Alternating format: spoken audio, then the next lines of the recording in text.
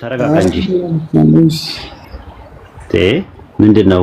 ሽንት ቤት መሄድ ፈልገህ ነው? ኧረ ኡስታዝ ያስቁኛል እኮ ተረጋጋና እንትን በል ተረጋጋ። እሺ ቁጥር 18 ነው። ምን ይላል? አንብበው እስቲ የንጉስ። እኔ እንግሊዘኛ አልችልም ይቅርታ ኡስታዝ። እሺ and Lot said unto them አለ። ለማን ነው ያለው? ፕሪፖዚሽኑ ወደ ማን ነው የሚጠጋው? ሎጥም አላቸው ይላል። ወደ አማርኛ እየተረጎምኩ ልመጣለሁ። ይኸው and Lot said በቃ ይሄ ልጅ በጣም አስቸገረ።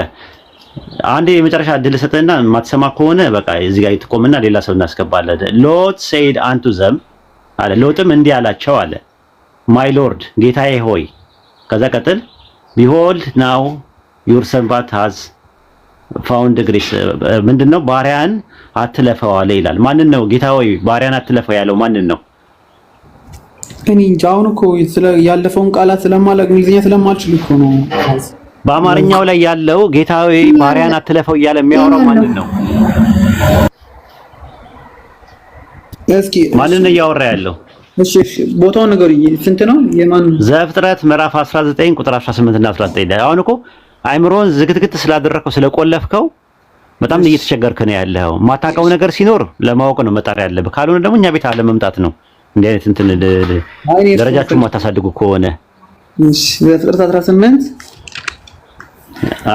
ሎጥም አላቸው ይላል ጌቶች ሆይ እንዲያዩን ይልና the Lord said unto them ቁጥር 19 18 ላይ እሺ 19 ሎጥም አላቸው ይላል። ለነማን ነው ያላቸው? እንግሊዘኛው አማርኛው ነው። እንግሊዘኛው አማርኛው ነው ፊት ለፊት። ቀጥሉ ኡስታዝ። እሺ ሎጥ said unto them አለ። ለነማን ያላቸው? ሎጥም አላቸው ይላል። ለማን ያላቸው? እሺ ጌቶች ሆይ እንዲህ አይሁን፣ እነሆ ባሪያችሁ በፊት ሞገስን አግኝቷልና ነፍሴ ለማዳን ያድርግልኛል አላቸው። እኮ ማንን ነው አላቸው የሚለው? ጌቶቹን። እነማን ናቸው እነዛ? አላቸው ሎጥ አላቸው የሚለው እነማንን ነው? ጌቶቹን ነው የሚለው እዚህ ጋር እኮ። እነማን ናቸው አውዱ ላይ ያሉት? ሁለቱ ሰዎች 19 አንድ ላይ 19 አንድ ላይ ያሉት 19 አንድ ያውጭለት ሁለቱ ሰዎች ማለት ነው። ሁለቱ ሰዎች እነማን ናቸው? መላእክት 19 አንድ ላይ ያሉት። ኦኬ እሺ ለመላእክት አላቸው ባሪያን አትለፈው እያለ የሚለው ማንን ነው? ጌታዬ ሆይ እያለ የሚለው ማንን ነው? መላእክቶቹ። ጌታዬ ሆይ ባሪያን አትለፈው እያለ በሲንጉላር የሚያወራው ማንን ነው? 19 18 እና 19 ላይ እኮ ሎጥም አላቸው ጌታዬ እኮ ማንን ነው? ማይ ሎርድ እያለ ጌታዬ ሆይ ጌታዬ ሆይ ኖ ጌታዬ ሆይ። ኦኬ በእነሆ ባሪያን በፊት ሞገስ አግኝቷልና አትለፈኝ፣ ጌታዬ ሆይ አትለፈኝ እያለ የሚያወራው ማንን ነው? እዚህ ጋር ደግሞ መጀመሪያ 18 ላይ ሎጥም አላቸው ጌቶች ሆይ እንዲህ ሳይሆን አላቸው ይላል። እንዲህ ሳይሆን እነሆ ባሪያን በፊት እኮ ማይ ሎርድ እያለ የሚያወራው ማንን ነው? እንግዲህ በዛ በሰዓቱ የነበሩት ሁለቱ ሰዎች ናቸው። ሁለቱ መላእክቶች ባሪያን በፊት ሞገስ አግኝቷልና ነፍሴን ለማዳን ያደረከው ምሕረት አብዝታልና ክፉ እንዳያገኝብኝ እንዳልሞት ተዘራራው ለመሾጥ አልችልምና ባሪያን አትለፈው እያለ የሚያወራው ማንን ነው? በሰዓቱ እንግዲህ የተገለጹ ዛጋር ፐርሰናል የተገለጹ ሰዎች ናቸው አይደለ? ጌቶች የተባሉት ማለት ነው። እነዛ ባሪያ የተባሉት እኮ በፊት ባሪያው በፊት ሞገስን አግኝቷልና እያለ የሚያወራው ማንን ነው? በነጠላ ፌስ ቱ ፌስ የሚያወራቸው እነዛን ጌቶችን አይደለ እንዴ? ሌላ ማን አለ የተገለጠ ካለ ንገሩኝ እርሶ። አዶናይ እያለ የሚያወራው መላእክት አዶናይ ናቸው? እሺ ከላይ እንጀምር። ከ4 ነጥብ ከ18 ቀጥልና ሎጥም አላቸው ይልና ነጠላል ሰረዝ ከዛ ጌቶች ሆይ እንግሊዘኛው ይሁን እንዲያርመልህ እኮ እንግሊዘኛው ጌቶች ሆይ ቢለው ፈጣሪን ነው የሚያወራው፣ አዶናይ ነው የሚለው። ይሄው ኤንድ ምንድነው የሚለው? ኤንድ ሎጥ ሴድ አንቱ ዘ ሁለቱ ሰዎች እዚህ ጋር ምንድናቸው? ጌቶች የተባሉት እነማን ናቸው? መላእክት ናቸው። መላእክት ናቸው። በመላእክት በኩል ፊት ለፊት እያናገረ ያለው ፈጣሪን ነው እያናገረ ያለው። ፈጣሪን ነው ሎጥ እያናገረ ያለው ፈጣሪን ነው ራሱ። ጌታ ሆይ ባሪያን አትለፈው ምናምን እያለ የሚያወራው ግራማቲካሊ ማንን ነው? ግራማቲካሊ ኦኬ። እሺ ቀጥልስ። ማንን ነው እያወራ ያለው? ጌታ ሆይ ባሪያን አትለፈው። እሺ የኔን አረድ ንገሩትና ከዛ ይቀጥላል። እርሶ አንዴ ላውራ ነው ይሄ በቃ በቃ አንተ ጋር እንደዚህ ምንድነው ቀንጭራችሁ ከመጣችሁ ከኛ ጋር ባታወሩ ይመረጣል ማለት ነው። ሌላ ሰው አስገባ አቡኪ። ይከባድ ነው ከእንደዚህ አይነት ሰዎች ጋር ማውራት የሚለው ኡስታዝ አዶናይ ደግሞ ለአብ ብቻ ነው ያለው። እዚህ ጋር ጌቶች ለሚለው አዶናይ ብሎ ነው የተጠቀመው። ይሄው የከፍ አድርጉኝና እንደ እንትን ባይብል ሀቡን እንዳደረገ ወዮሜር ሎጥ ኤሌም አልና አዶናይ ነው የሚለው የሂብሩ ላይ። ግሪክ ሰብጀንቱ ላይ ደግሞ ምንድን ነው የሚለው? በነጠላ ነው የሚጠቀመው፣ ቮካቲቭ ነው የሚጠቀመው። ጌታ ሆይ ባሪያን አትለፈው እያለን የሚያወራው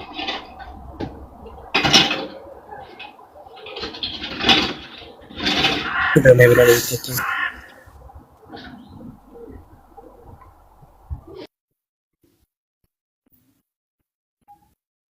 ኦኬ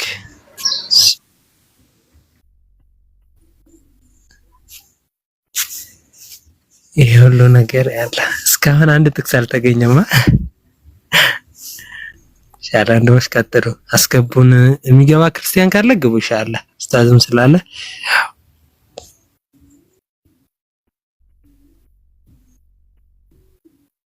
በነገራችን ላይ ካብኪ የሆነ ጊዜ ስናወራ ይሄ የንጉስ ልጅ ጋር እንግሊዘኛውን መጽሐፍ ነው የምጠቀመው ብሎ ነበር። አሁን እንግሊዘኛው ላይ እሱ ያመጣው ጥቅስ ስለማያስኬደው እንግሊዘኛ አልችልም ማለት ነገርም ከዚህ በፊት ያወራ ነበር ራሱ ነው። የግሪክ ድምጽ አላየሽ የግሪኩን ክፈት አለኝና ጌታዬ ማምላክ የሚለው ላይ በእንግሊዘኛው በዚህኛውም ስለማያስኬደው እንግሊዘኛ አልችልም ማለት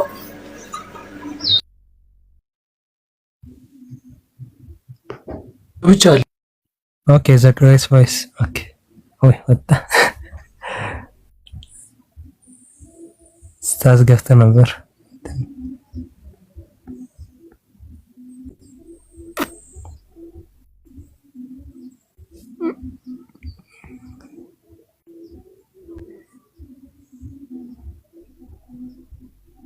አየሽ ሰላም ነው። ኦኬ እኑ እንደነ ግሬስ ኦኬ እሺ ስታዝ አማን ነው። እንደነ ሰላም ነው እኑ ዳኒ እስኪ ያሁኑ ፓርት ላይ ክፈቱና እናወራበት። ምኑ ላይ? አሁን ስለ ቶማስ እያወራችሁ ነበር እያያችሁ ነበርና ኦኬ ቶማስ ላይ ኦኬ 28 ላይ የምኑ ልክፈትልህ? የአማርኛው፣ እንግሊዘኛው፣ ግሪኩ? መጀመሪያ አማርኛውን ይሁንና ከዛ ወደ ሁለቱም ጋር ይላል ችግር የለም።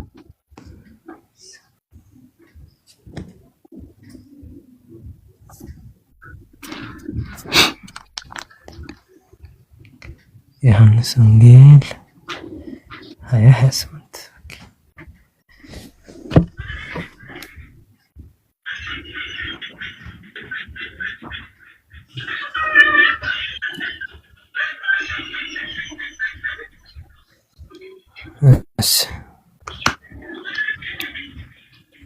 እሺ ለኔ እንደታየኝ ከሆነ እንጃ አጻጻፉ ግልጽ ይመስለኛል። ቶማስም ጌታዬ አምላኬም ብሎ መለሰለት። ያው በፊት ላይ ያለውን ታሪኩን ስለምታውቀው እንዝለሉና ከ28 ጀምረን እናንብበው አይደል? ኦኬ ስለማውቀው ታሪኩን ኢየሱስም ስላየኸኝ ቶማስም ጌታዬ አምላኬም ብሎ ነው እንጂ ያለው ጌታዬ እና አምላኬም አላለው ማለት አማርኛ ነው። አምላኬ ምን የምትለው እኮ ጥገኛ ምዕላድ ናት እና ማለት ናት እኮ እና ምን ነገር የለም ማለት ጌታዬ አምላኬም እንጂ ጌታዬ እና አምላኬ አይልም አይደል እኮ ምን የምትባለው እና በምር ትመጣለች ነው ምዕላድ ናት ነው እኮ ጥገኛ ምዕላድ የሚባል አማርኛ ሰዋሰው ላይ ካወቅ ለምሳሌ አቡኪና እኑ መጡ እኑና አቡኪም መጡ ብል ለምሳሌ እና የሚል ነገር ለሁለት ፐርሰኖች ናቸው። ሲምፕሊ ችግር የለም ግን የግሪኩ ላይ ካይላለው አማርኛውና እንላለን እንግዲህ አሁን እሺ ጌታዬ አምላኬም ሲል ጀስት ወደ አንድ ፐርሰን ብቻ ፖይንት ያደረገ ነው ያለው አይደል ቶማስም እንጂ ሁለት አካላትን እየጠቀሰ አይደለም ያለው።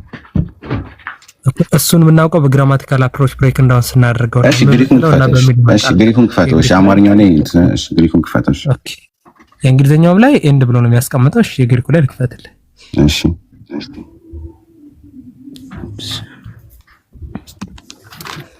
ይቅርታ ትንሽ ኔትወርክ እንትን ስለሚለኝ ነው።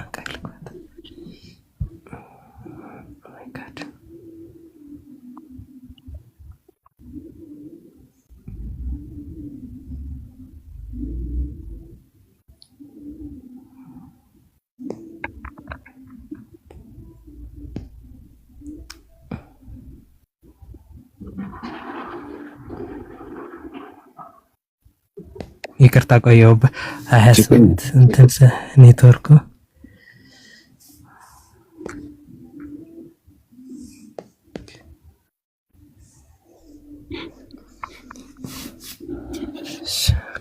ያ አንብብ። እሺ ግሪኩን ያው በደንብ ፕሮናንስ ማድረግ አልችልም። አንተ አንብብ። ከዛ እኔ በእንግሊዝኛ ያለውን አመነዋለሁ። እንግሊዝኛውን ስለማነበው ሁላችንም አፕክሬሴስ ቶማስ ካይ ኢፒን አውቶሆ ክሪዮስሞ ካይ ሆቲዮስሞ ያ እሺ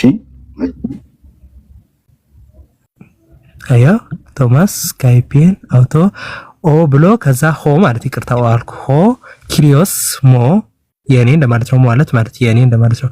ካይ ሆ ቲዮስሞ the lord of me and the god of me አይደል? ያንን እያለ ያለው ለማን ነው? ቶማስ ነው እየተናገረ ያለው እኮ። ለማን ነው እያለ ያለው? ጌታዬና አምላክ ያለው አቡኪ መጀመሪያ ፖይንቱ ለምን እና የሚል የለም እኮ ብሎ ነበር። ቆይ አንዴ ይቅርታ ቆይ አንዴ ከሱ ጋር እናወራለን ካንተ ጋር ቆይ አንዴ እና የለም ለምን ነው አቡኪ እና የለም ብለሃል። ይቅርታ ብራዘር ቆይ አንዴ ብራዘር ቆይ አቡኪ እና የሚል የለም ብለሃል። መጀመሪያ እና የሚል አለ ወይስ የለም? እና የሚል አለ ወይስ የለም? ለምን ደግሞ የምታረጉት? አንዴ ከሱ ጋር ልጨርስ። ተረጋጋ አንተ። ማንም ሚት ያደረገ የለም። እና የሚል አለ ወይስ የለም? አንዴ ከሱ ጋር ፖይንት አውት አድርገን እናወራለን። አንተ መጀመሪያ እሱን ጨርሳ የለም እና የሚል የለም ብለሃል። እና የሚል አለ ወይስ የለም? እና የሚል አለ ወይስ የለም? ወይት አንዴ ከሱ ጋር እያወራልኝ ነው አይደል? አንዴ ፖይንቱን ግልጽ አድርገኝ። እና የሚል አለ እሱን ሳትጨርስ ወደ ሌላ ነገር ስትሄድ ነው የገባሁት። ኖ ወደ ሌላ ነገር አለ ወይስ የለም? ወደ ሌላ ነገር እና የሚል አለ ወይስ የለም? ከላይ ጀምሮ እያወራ ነው ያለው አይደል?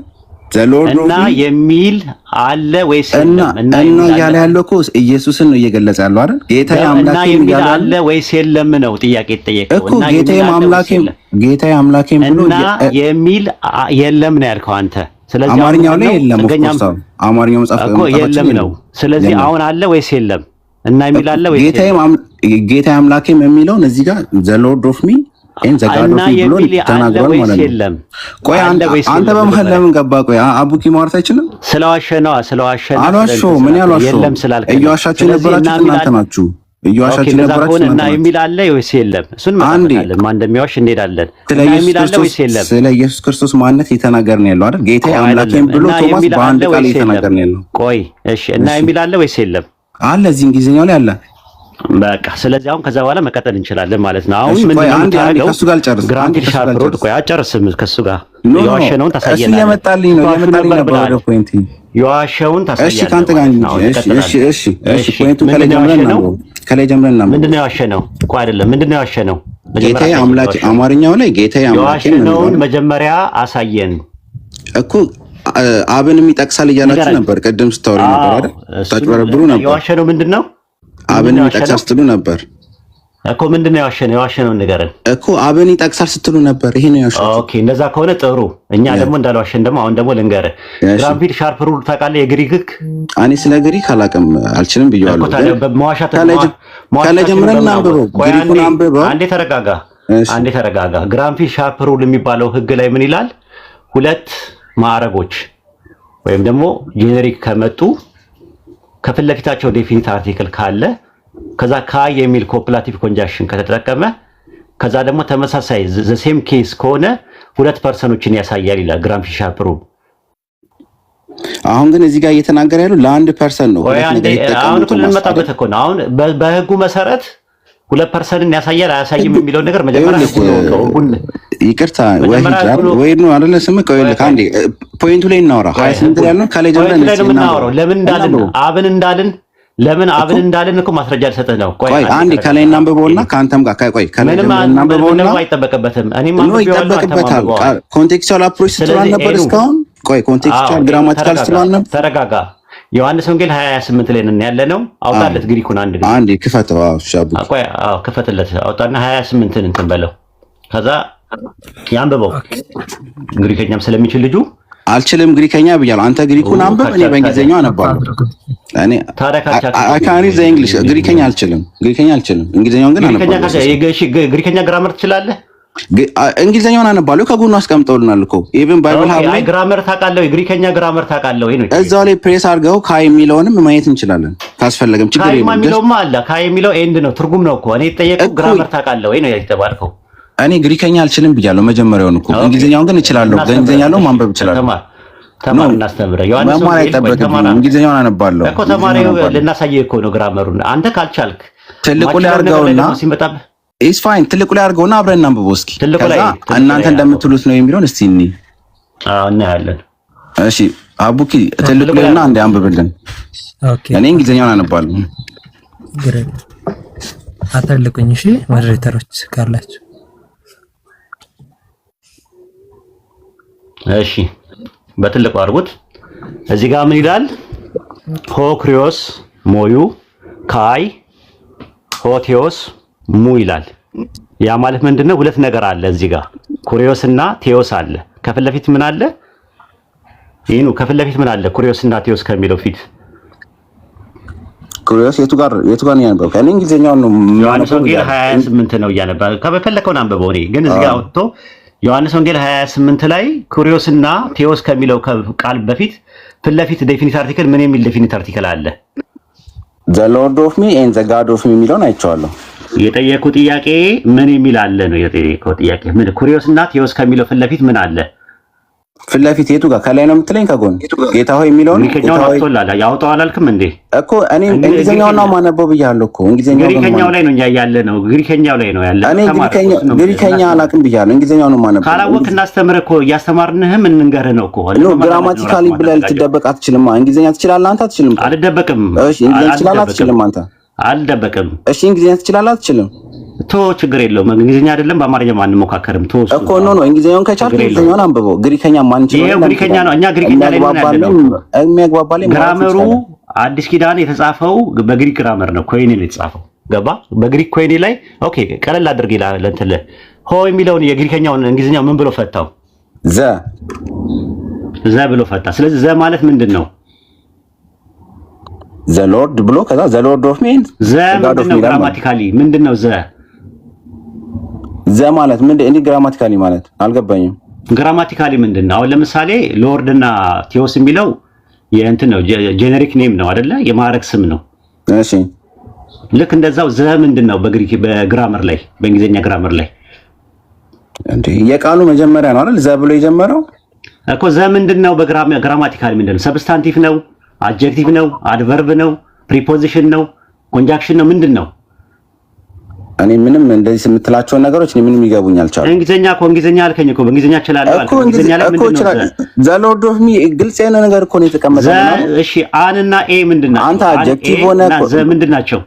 ቆይ አንተ ቆይ አሁን እነዚህ ነገሮች ብትጠቅስ ወይም ባትጠቅስ ምንድን የሚለውጠው ቃላቱ ላይ እኮ እንግሊዘኛ እችላለሁ። በእንግሊዘኛ ላስረዳ ነው የፈለኩት።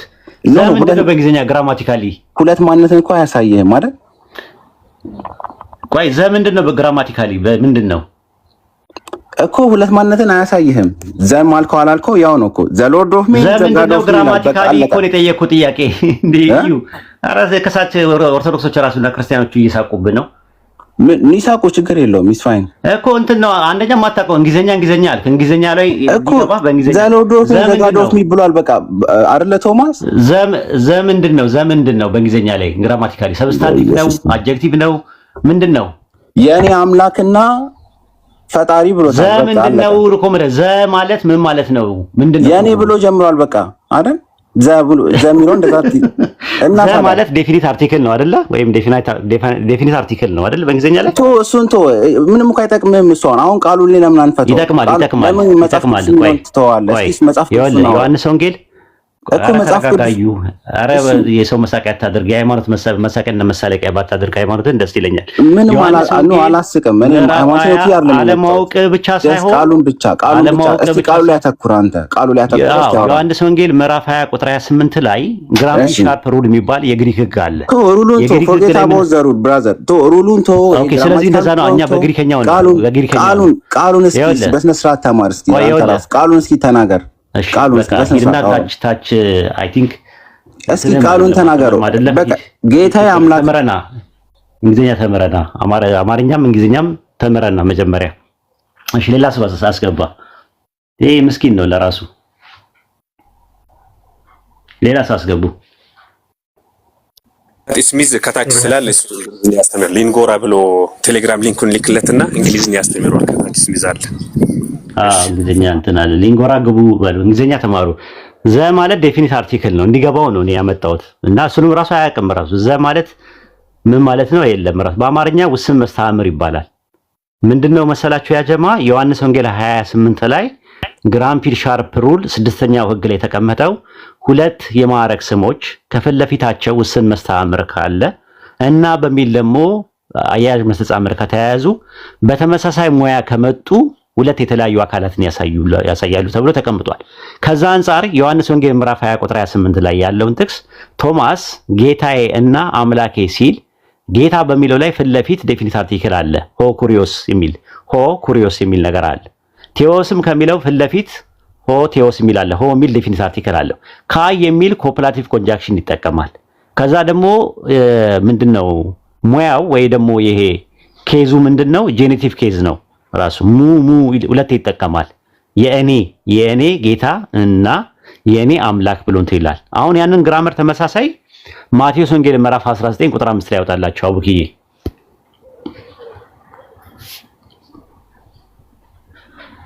ኡስታዝ ማቴዎስ 19 5 እና 6 እንግዲህ ከኛውን አወጣላችሁ። ኦኬ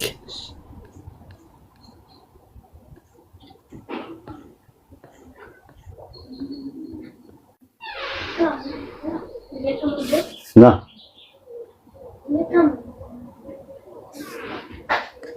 አምስት እና 6 ነው ኡስታዝ። ኦኬ ሰው እናትና አባቱን ይተዋል የሚለው ላይ አምጣው። ኦኬ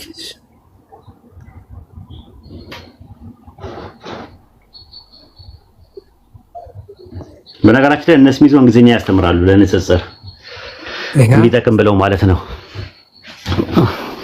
እሺ ገልብጠዋል።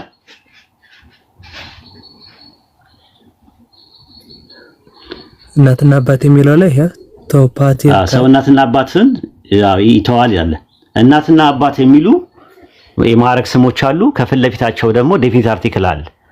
ከዛ በኋላ ደግሞ እና በሚል ደግሞ ተያይዘዋል። ስለዚህ እናትና አባት ሰው እናትና አባቱ ይተዋል ሲባል እናቴና አባቴ ስል እናቴና አባቴ የሚለው ሁለት አካላትን ነው። ተመሳሳይ ግራመር ነው ግራመሩ ማለት ነው። ጄኔቲቭ አርቲክል ነው የሚጠቀመው፣ ጄኔቲቭ ኬዝ ነው የሚጠቀመው። እንደገና ደግሞ ዴፊኒት አርቲክል ከፊት ለፊት አለው። ሁለት የማዕረግ ስሞች ናቸው። ካይ በሚል ኮፕላቲቭ ኮንጃክሽን ተለይተዋል። ስለዚህ ሰው እናትና አባቱን ይተዋል ሲል እናትና አባት ስለ አንድ አካል አይደለም የሚያወራው። እናት እና አባት የሚለው ሁለት አካላትን የሚያሳየው ነው። ነጥባችን እየተነጋገርን ያለ ነው። ግልጽ ነው አቡኪ? ሚያ የሚለው አንድ አካል መሆናቸው ሳርክስ የሚለው እዚህ ጋር ኤስ ሳርክስ ሚያ ይል ይተዋል። እናትና አባቱን የሚለው ላይ ነው። እናትና አባቱን ይተዋል። ሰው እናትና አባቱን ይተዋል። አየው ሜትራ እናትና አባቱን ይተዋል። ሰው እናትና አባቱን ይተዋል። አባትና እናት ምንድናቸው? አባትና እናት ምንድናቸው? ሁለት ፐርሰን ናቸው። አዎ አባት እናት ጌታና አምላክ የሚለው ሁለት ፐርሰኖች ናቸው ማለት ነው። አንደኛ ማን ነው? አንደኛ ቆሮንቶስ ምዕራፍ 6 ቁጥር 16 ላይ ያወጣላቸው። አንደኛ ቆሮንቶስ ምዕራፍ 6 ቁጥር 16 ላይ እዛ ላይ እግዚአብሔር ጌታን አስነሳው የሚለውን አምላክ ጌታን አስነሳው ይላል። አስነሽና ተነሽ ሁለት የተለያዩ ነገሮች ናቸው። ጌታ የተባለው ማን ነው? አምላክ የተባለው ማን ነው ብላችሁ ጥያቄ ማቅረብ ነው። አንደኛ ቆሮንቶስ ምዕራፍ 6 ቁጥር 7 ነው ኡስታዝ። ሰማው ነበር 6:17 አካባቢ ላይ ይኸው። እሺ አንደኛ ቆሮንቶስ ምዕራፍ 6 አምላክ ጌታን አስነሳው እኛንም በኃይሉ ያስነሳናል።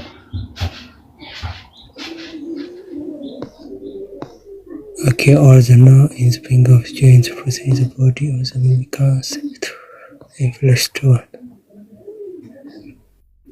ከኔ ጋር ትንሽ እንነጋገር እናውራ ወይስ ጨርሳላችሁ? ጋንዲ ግሬስ እቺን ግራመሯን ጨርሳትና ይሻላል።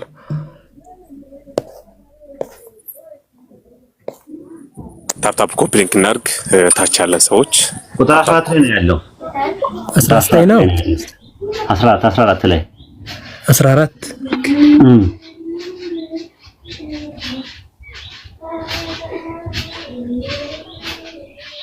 ዘግሬስ ማለት ቅድም ያልተረጋጋው ልጅ አይደለ?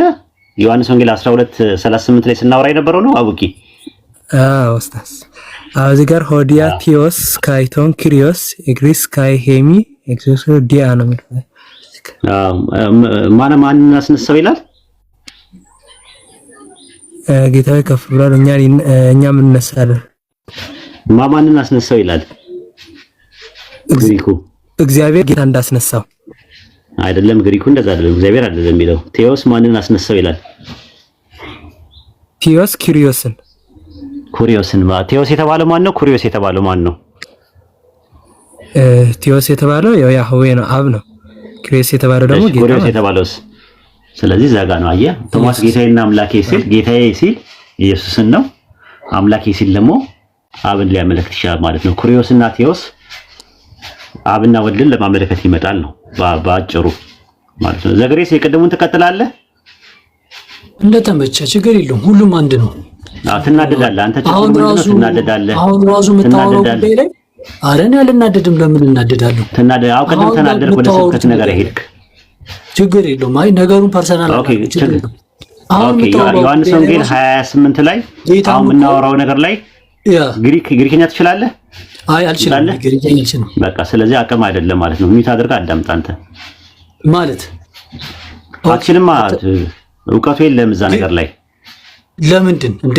መጽሐፍ እውቀቱ አለ እሱ ላይ። በአማርኛ ነው ማለት ብራዘር፣ በእንግሊዝኛ ነው ገባኝ። እኛውን እያወራን ያለነው መጽሐፉ ቅዱሳን መጽሐፍቶች የተጻፉበትን በፍረ ጽሑፍ ቤዝድ አድርገን ነው። ራሱ ሄርሜኔቲክስ ማለት መጽሐፍ ቅዱስ በ1300 ምናምን ቋንቋ ነው የተተረጎመው ብራዘር። ኦኬ። ስለዚህ ግራምፊ ሻርፕ ሩል ስድስተኛው ህግ ምን ይላል?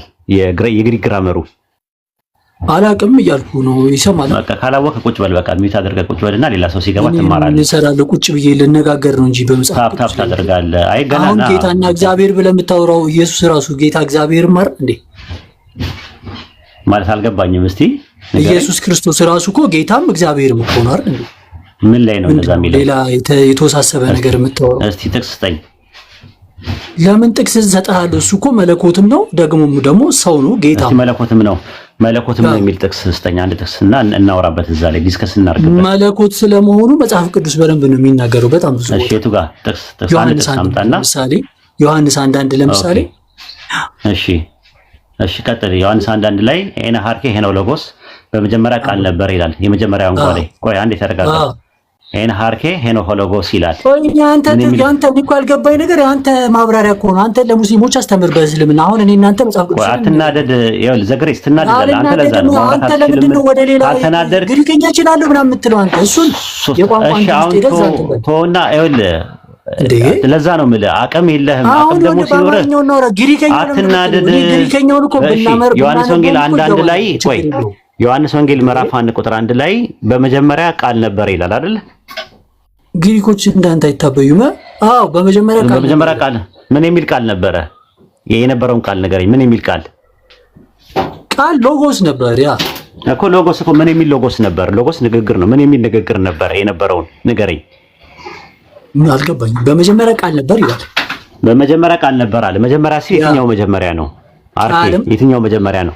አይ መጀመሪያ ሲል የትኛው መጀመሪያ ነው? መጀመሪያ ያ መጀመሪያ መቼ ነው? መቼ ነው ያ መጀመሪያ? እኮ ኢን ዘ ቢጊኒንግ የትኛው ኢን ዘ ቢጊኒንግ የተባለው መቼ? እንዴት መቼ ማለት እኮ ዘ ቢጊኒንግ አለ። ኢን ዘ ቢጊኒንግ አለ። በመጀመሪያ ቃል ነበር አለ። ለኛ ነው ኢን ዘ ቢጊኒንግማ ለኛ እኮ ነው እኮ ያ መቼ ነው? ያ መጀመሪያ መቼ ነው? ለምሳሌ ኢየሱስ እሱማ ፍጥረት ከተጀመረ ከመጣበት ጀምሮ ነው ለኛ እኮ መቼ? እሺ ማስረጃ ስጠኝ። እንደዛ ስለሆነ ፍጥረት ከተጀመረበት ነው መቼ ትለኛለህ እንዴ? እግዚአብሔር በመጀመሪያ ሰማይና ምድር ንገረኝ ከጥቅስ ጋር። ስለዚህ በመጀመሪያ እግዚአብሔር ሰማይና ምድርን ፈጠረ ሲል እሱ የኛ ሰማይና ምድርን ከተፈጠረ በኋላ ነው ቃል የነበረው። አረብስማ ዋሃዲ ነው ምናምን በጣም ነው የተለወጥከው። እንደዚህ አልነበርክም በፊት። እኔ ራሱ ሳቀቅ። ተረጋጋ፣ አሁንም ተረጋጋ። ምንም እንትን የሚል ነገር የለም። አንተ በጣም ተረጋግተህ አውራ። እንዴ በጣም ፈጣጠንክ። እኔ በጣም ቅዱስ ነኝ። ችግር የለውም። አሁን ተረጋጋና እንትን በል። ዮሐንስ ወንጌል 1 ላይ ሚት አታድርጉት። አንዴ ሚት አታድርጉት። እሺ ይኸውልህ። እሺ በመጀመሪያ ተረጋጋና በመጀመሪያ ሲል ያ መጀመሪያ የተባለው የትኛው ነው? መጀመሪያ ለኛ በመጀመሪያ ነበረ ሲል ታይም ነው። ቢጊኒንግ አለው ለኛ ለፍጥረት ሁሉ ነገር ቢጊኒንግ እኮ ያንን ቢጊኒንግ ንገረኝ እኮ ነው የምልህ። ያ ቢጊኒንግ መቼ ነው? እኮ የነገርኩህ ነው። በመጀመሪያ ቃል ነበር ይላል። ለኛ ነው እኮ መጀመሪያ የሚለውን ንገረኝ። መጀመሪያ የሚለውን ንገረኝና ከዛ በኋላ ቃል ነበረ ይላል። ምን የሚል ቃል ነበር የሚለውን ደግሞ እናየዋለን። መጀመሪያ ከሚለው አንሳና ከዛ ቀጥል። መጀመሪያ ለሚለው ማስረጃ ስጠኝ። እኔ አልገባኝም። ከአንተ ጋር ይቅርብኝ። ሌላ ሰው አንተ በጣም ትፈላሰፋለህ ብራዘር። የራስህ ዓለም ውስጥ ነው ያለው። ሌላ ነው። አይ ጥያቄ ነው የጠየኩህ። ዮሐንስ ወንጌል ምዕራፍ 1 ቁጥር 1 ላይ በቃ ቃሉን ያነበብኩት ነገር።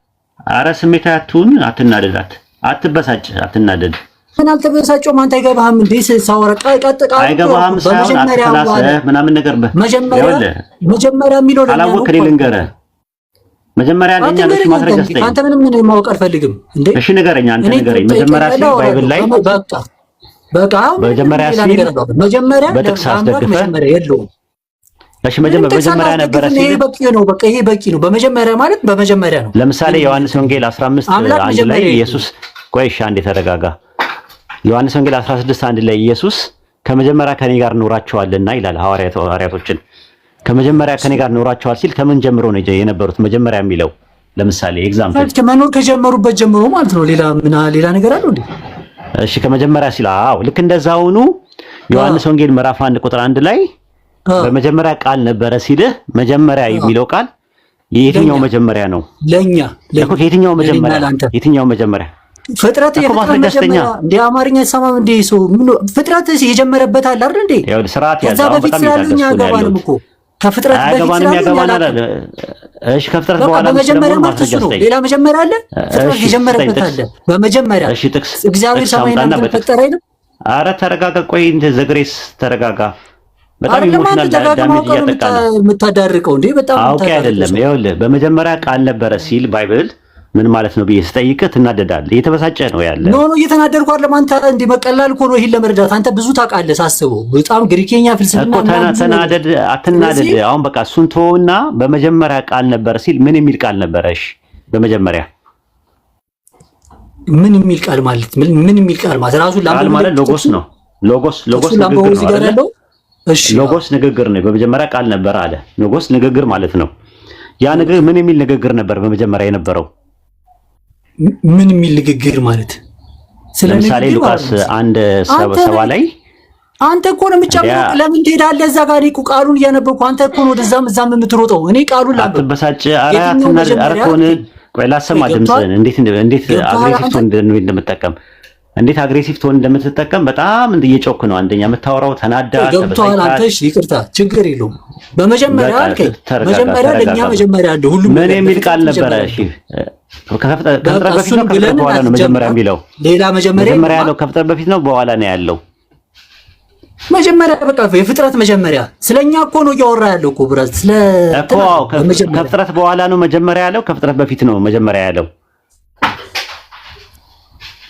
የለም ምንድን ነው የምታወራው? እኔ ምንም አልገባኝም። እና አንተ ራስህ ይገባል፣ ግን አንተ ይገባል መጣ። በቃ እሺ በቃ ሚዩት አድርጋ አንተን በል ማለት ነው። ኧረ እኔ ሚዩት አድርጌ አልቀመጥም፣ እወርዳለሁ። ላውራ ከፈቀደ ታፕ ታደርጋለህ። ታፕ ኧረ አንተ ራስህ ታፕ አድርገህ ዘይድ እንዴ ታፕ ታደርጋለህ። እውቀት አለ።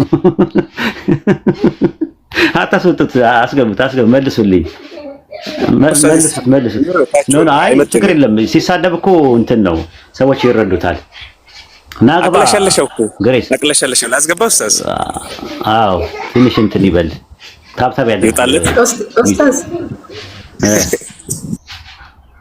እኛ አክብሮ እንዲያወራህ ነው የምንፈልገው። በነገራችን ላይ ነው። አይ ችግር የለውም። በነገራችን ላይ ማንነታቸው እንትን ነው ሰው እንዲያውቀው ብዬ ነው እንጂ ችግር የለውም። አብሽሩ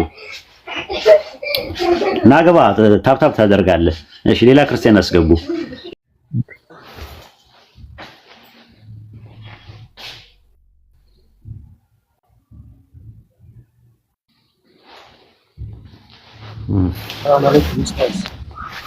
ወአለይኩም ሰላም ወራህመቱላሂ ወበረካቱ።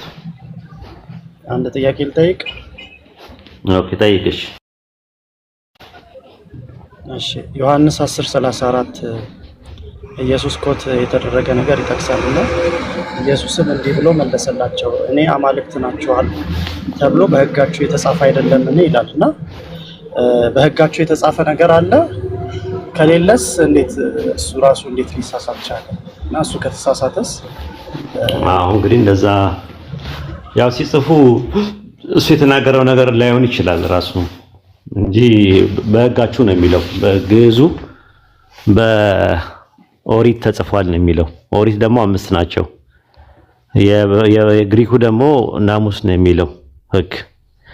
በአረብኛው ደግሞ በተውራት ይለዋል። በተውራት ተጽፏል እና ይለዋል።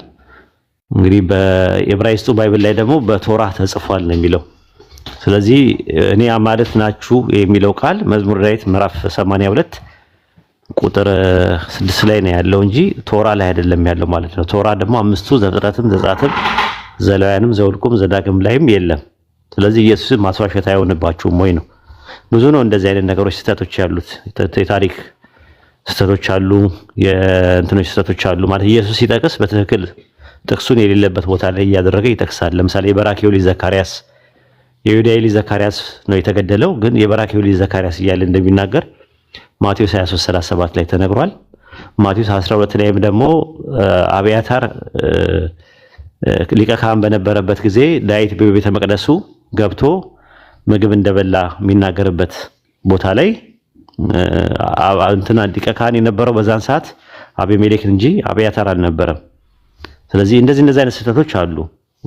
ብዙ ጊዜ ኢየሱስን ውሸታም ነው ብለው አይሁዶች የሚተቹትበትም የታሪክ ሰዎችም እንዴት አንድ ነቢይ የሚባል መሲህ የሚባል ሰው እንዴት እንደዚህ አይነት ስህተቶችን ይሰራሉ እያሉ ይላሉ። ያ ነገር ግን እኛ የምንለው ችግሩ ያለው ኢየሱስ ጋር ሳይሆን ታሪክ ጸሐፊዎቹ ታሪኩን ሲጽፉ ሊሳሳቱ ይችላሉ ነው። ለምሳሌ ጄሮም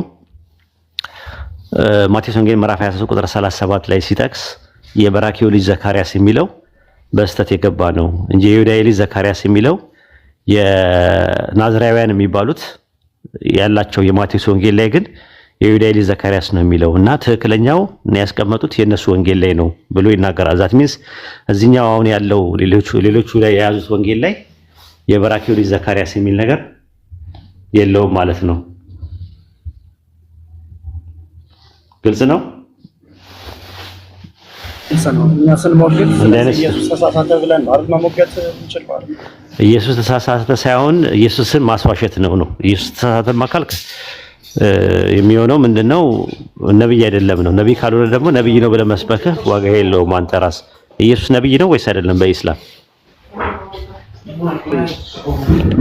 ስለዚህ ነብይ ከሆነ ነብይ አይደለም ብለህ ለመሞገት ካቀረብክ ስተቱ ግጭቱ ያለው ከራስ ጋር ነው ማለት ነው። እንደዛ ነው የሚሆነው። ኢየሱስ ማስዋሸት ነው። ኢየሱስ ያላለው ነገር እንዳለ ተደርጎ የተቀመጡ ነገሮች ብዙ ነገሮች ስላሉ ከመቶ በላይ የሆኑ ነገሮች ስላሉ ከነዛ ውስጥ አንዱ ይሄ ነው ብለህ ለሙግት ማለት ትችላለህ። ሰያን ለምን አወረዳችሁ? እሺ ትችላለህ። እሺ በተለይ ኦርቶዶክሶች ላይ ነው የኔ ጥያቄና አንድ ኦርቶዶክስ የሆነ ሰው ለንስሐ አባቱ ኃጢአቱን ሳይናገር ለእግዚአብሔር ብቻ ኃጢአቱን ተናግሮ ኃጢአቱ ሊሰራይለት ይችላል? ይችላል። አዎ ባይብል ላይ ይችላል።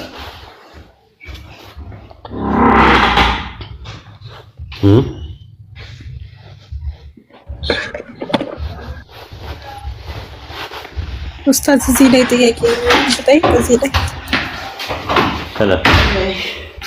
በብሉይ ኪዳን ማለት ነው ህዝቡ እንትን ለኃጢአት ማስተሰሪያ ብሎ መስዋዕት ምናምን ሲያደርጉ እግዚአብሔር እያዘዛቸው ነው ወይስ እርሳቸው ከእግዚአብሔር ጋር ለመታረቅ ሲሉ? መስዋዕት ያምልኮ ክፍል አይደለ? መስዋዕት እኮ ያምልኮ ክፍል ነው። ከኃጢአት ስርየት ጋር የተያያዘ ቢሆንም መስዋዕቱን ሲያቀርቡ ለአምላክ ለመታዘዛቸው ምክንያት ሆኗቸው ከዛ በኋላ ደግሞ ይቅርታን ያገኛሉ ማለት ነው።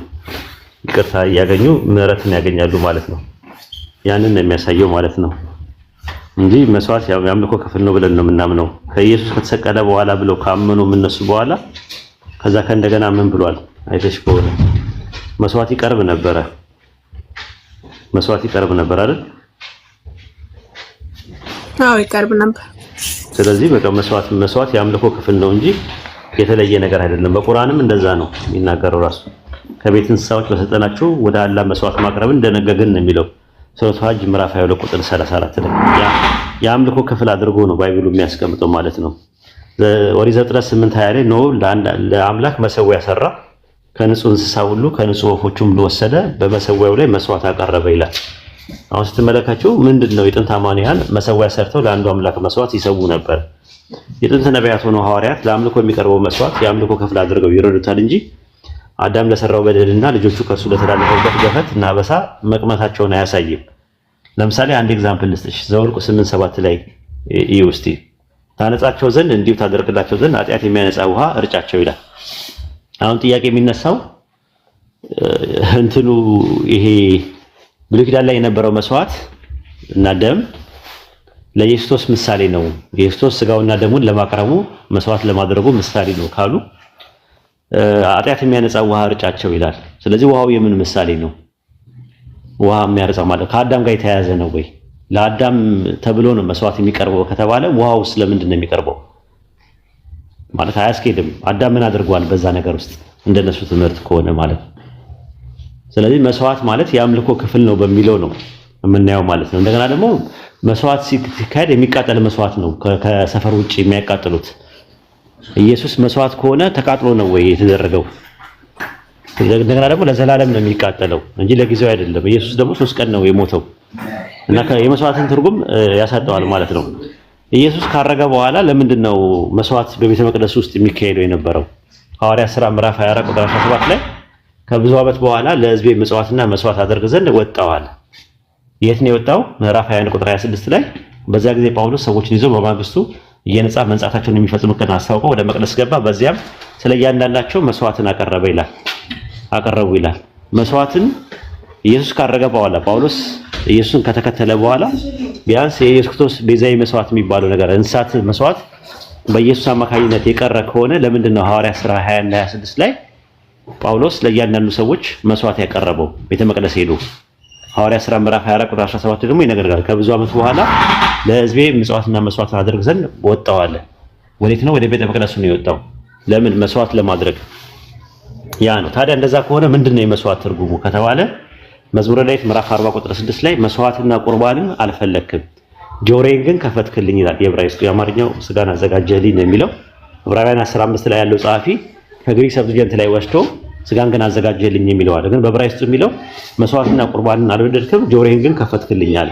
ለምንድን ነው ከጆሮ መክፈት ጋር መስዋዕት የተያያዘው ብለን ስንል አንድ ጨቀታ አለ።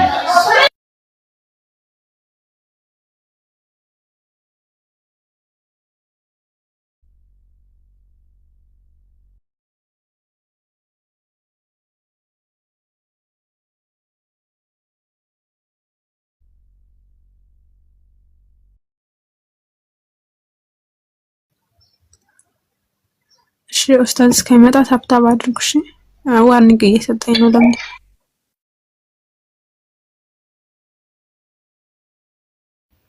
እሺ ኡስታዝ ሲመችህ ትቀጥላለህ።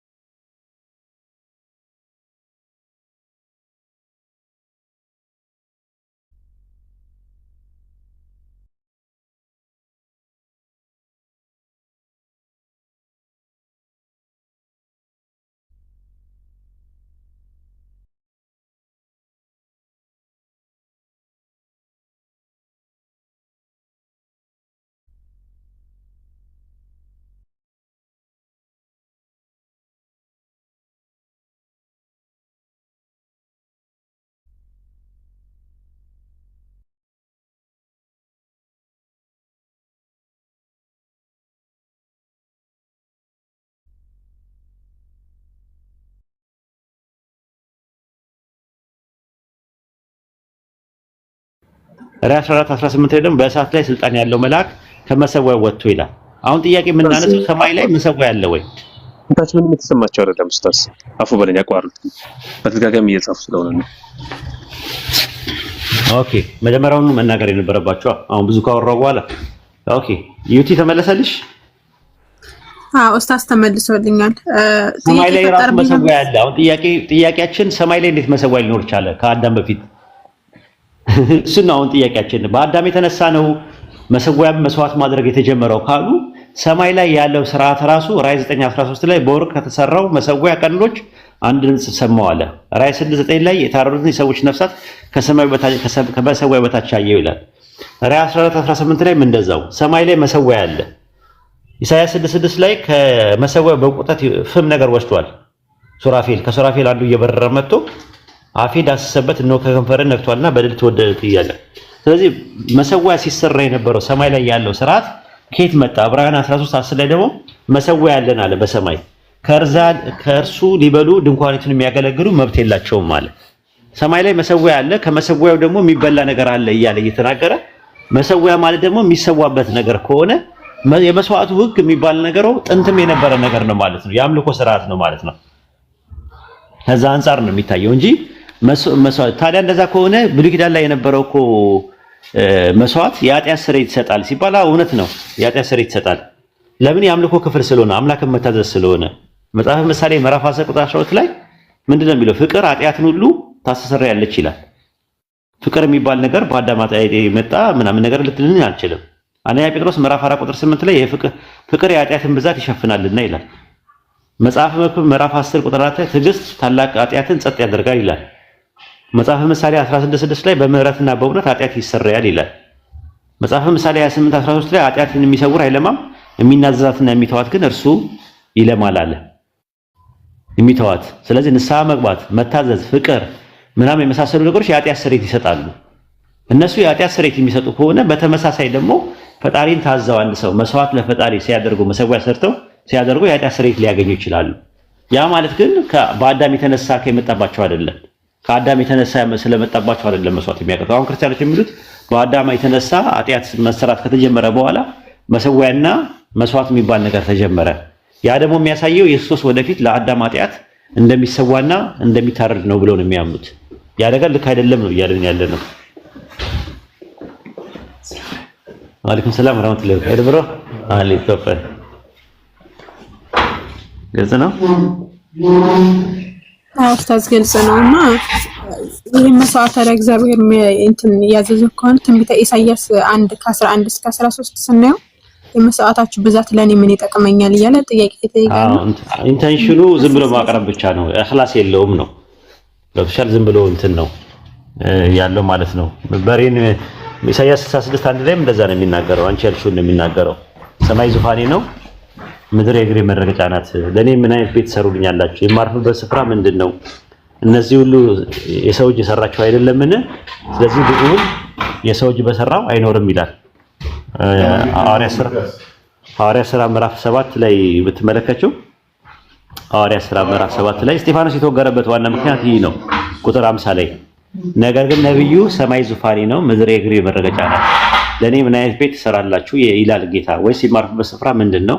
እነዚህ ሁሉ እጅ የሰራቸው አይደለምን እንዳለው ልዑል የሰው ልጅ በሰራቸው አይኖርም ብሎ የኢሳይያስ 66 ላይ ያለውን ጥቅስ አምቶንት ይላል። ኢሳይያስ 66 ላይ ስትመለከቱ ቁጥር 1 ላይ ያህዌ እንዲህ ይላል፣ ሰማይ ዙፋኔ ነው፣ ምድር የእግሬ መረገጫ ነው፣ የምትሰሩልኝ ቤት ምን አይነት ነው? የማርስ ስፍራ ምንድን ነው? እነዚህ ሁሉ እጅ የሰራቸው አይደለም ይልና ቁጥር 3 ላይ በሬን የሚያርድልኝ ሰውን እንደሚገድል ነው፣ ጠቦትን የሚሰዋ የውሻን አንገት እንደሚሰብር ነው፣ የእህልን ቁርባን የሚያቀርብልኝ የእሪያን ደም እንደሚያቀርብ ነው፣ ዕጣን የሚያጥን ጣዖትን እንደሚባርክ ነው።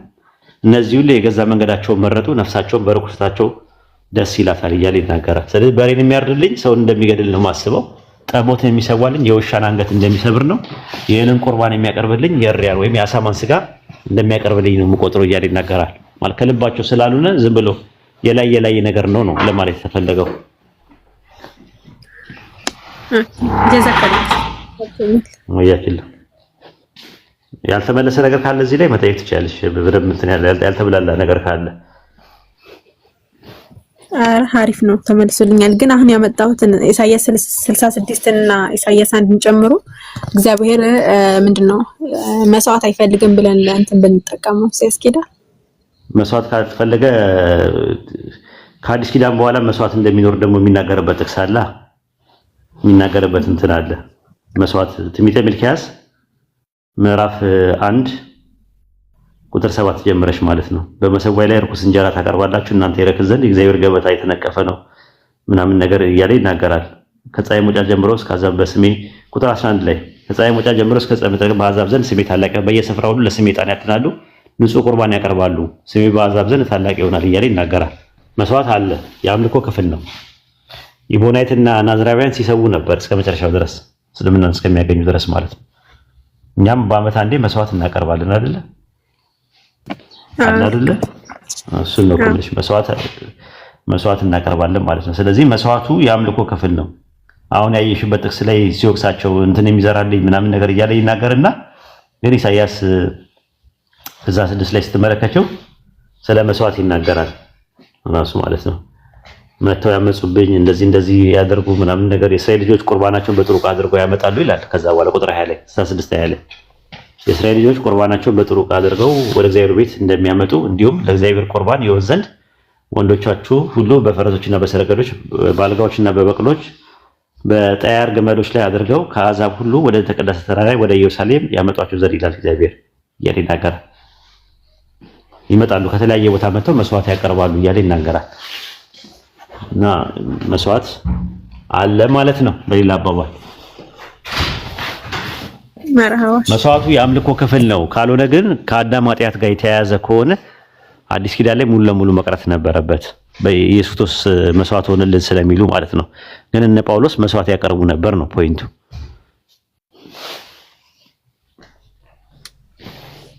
እሺ ገብቶኛል።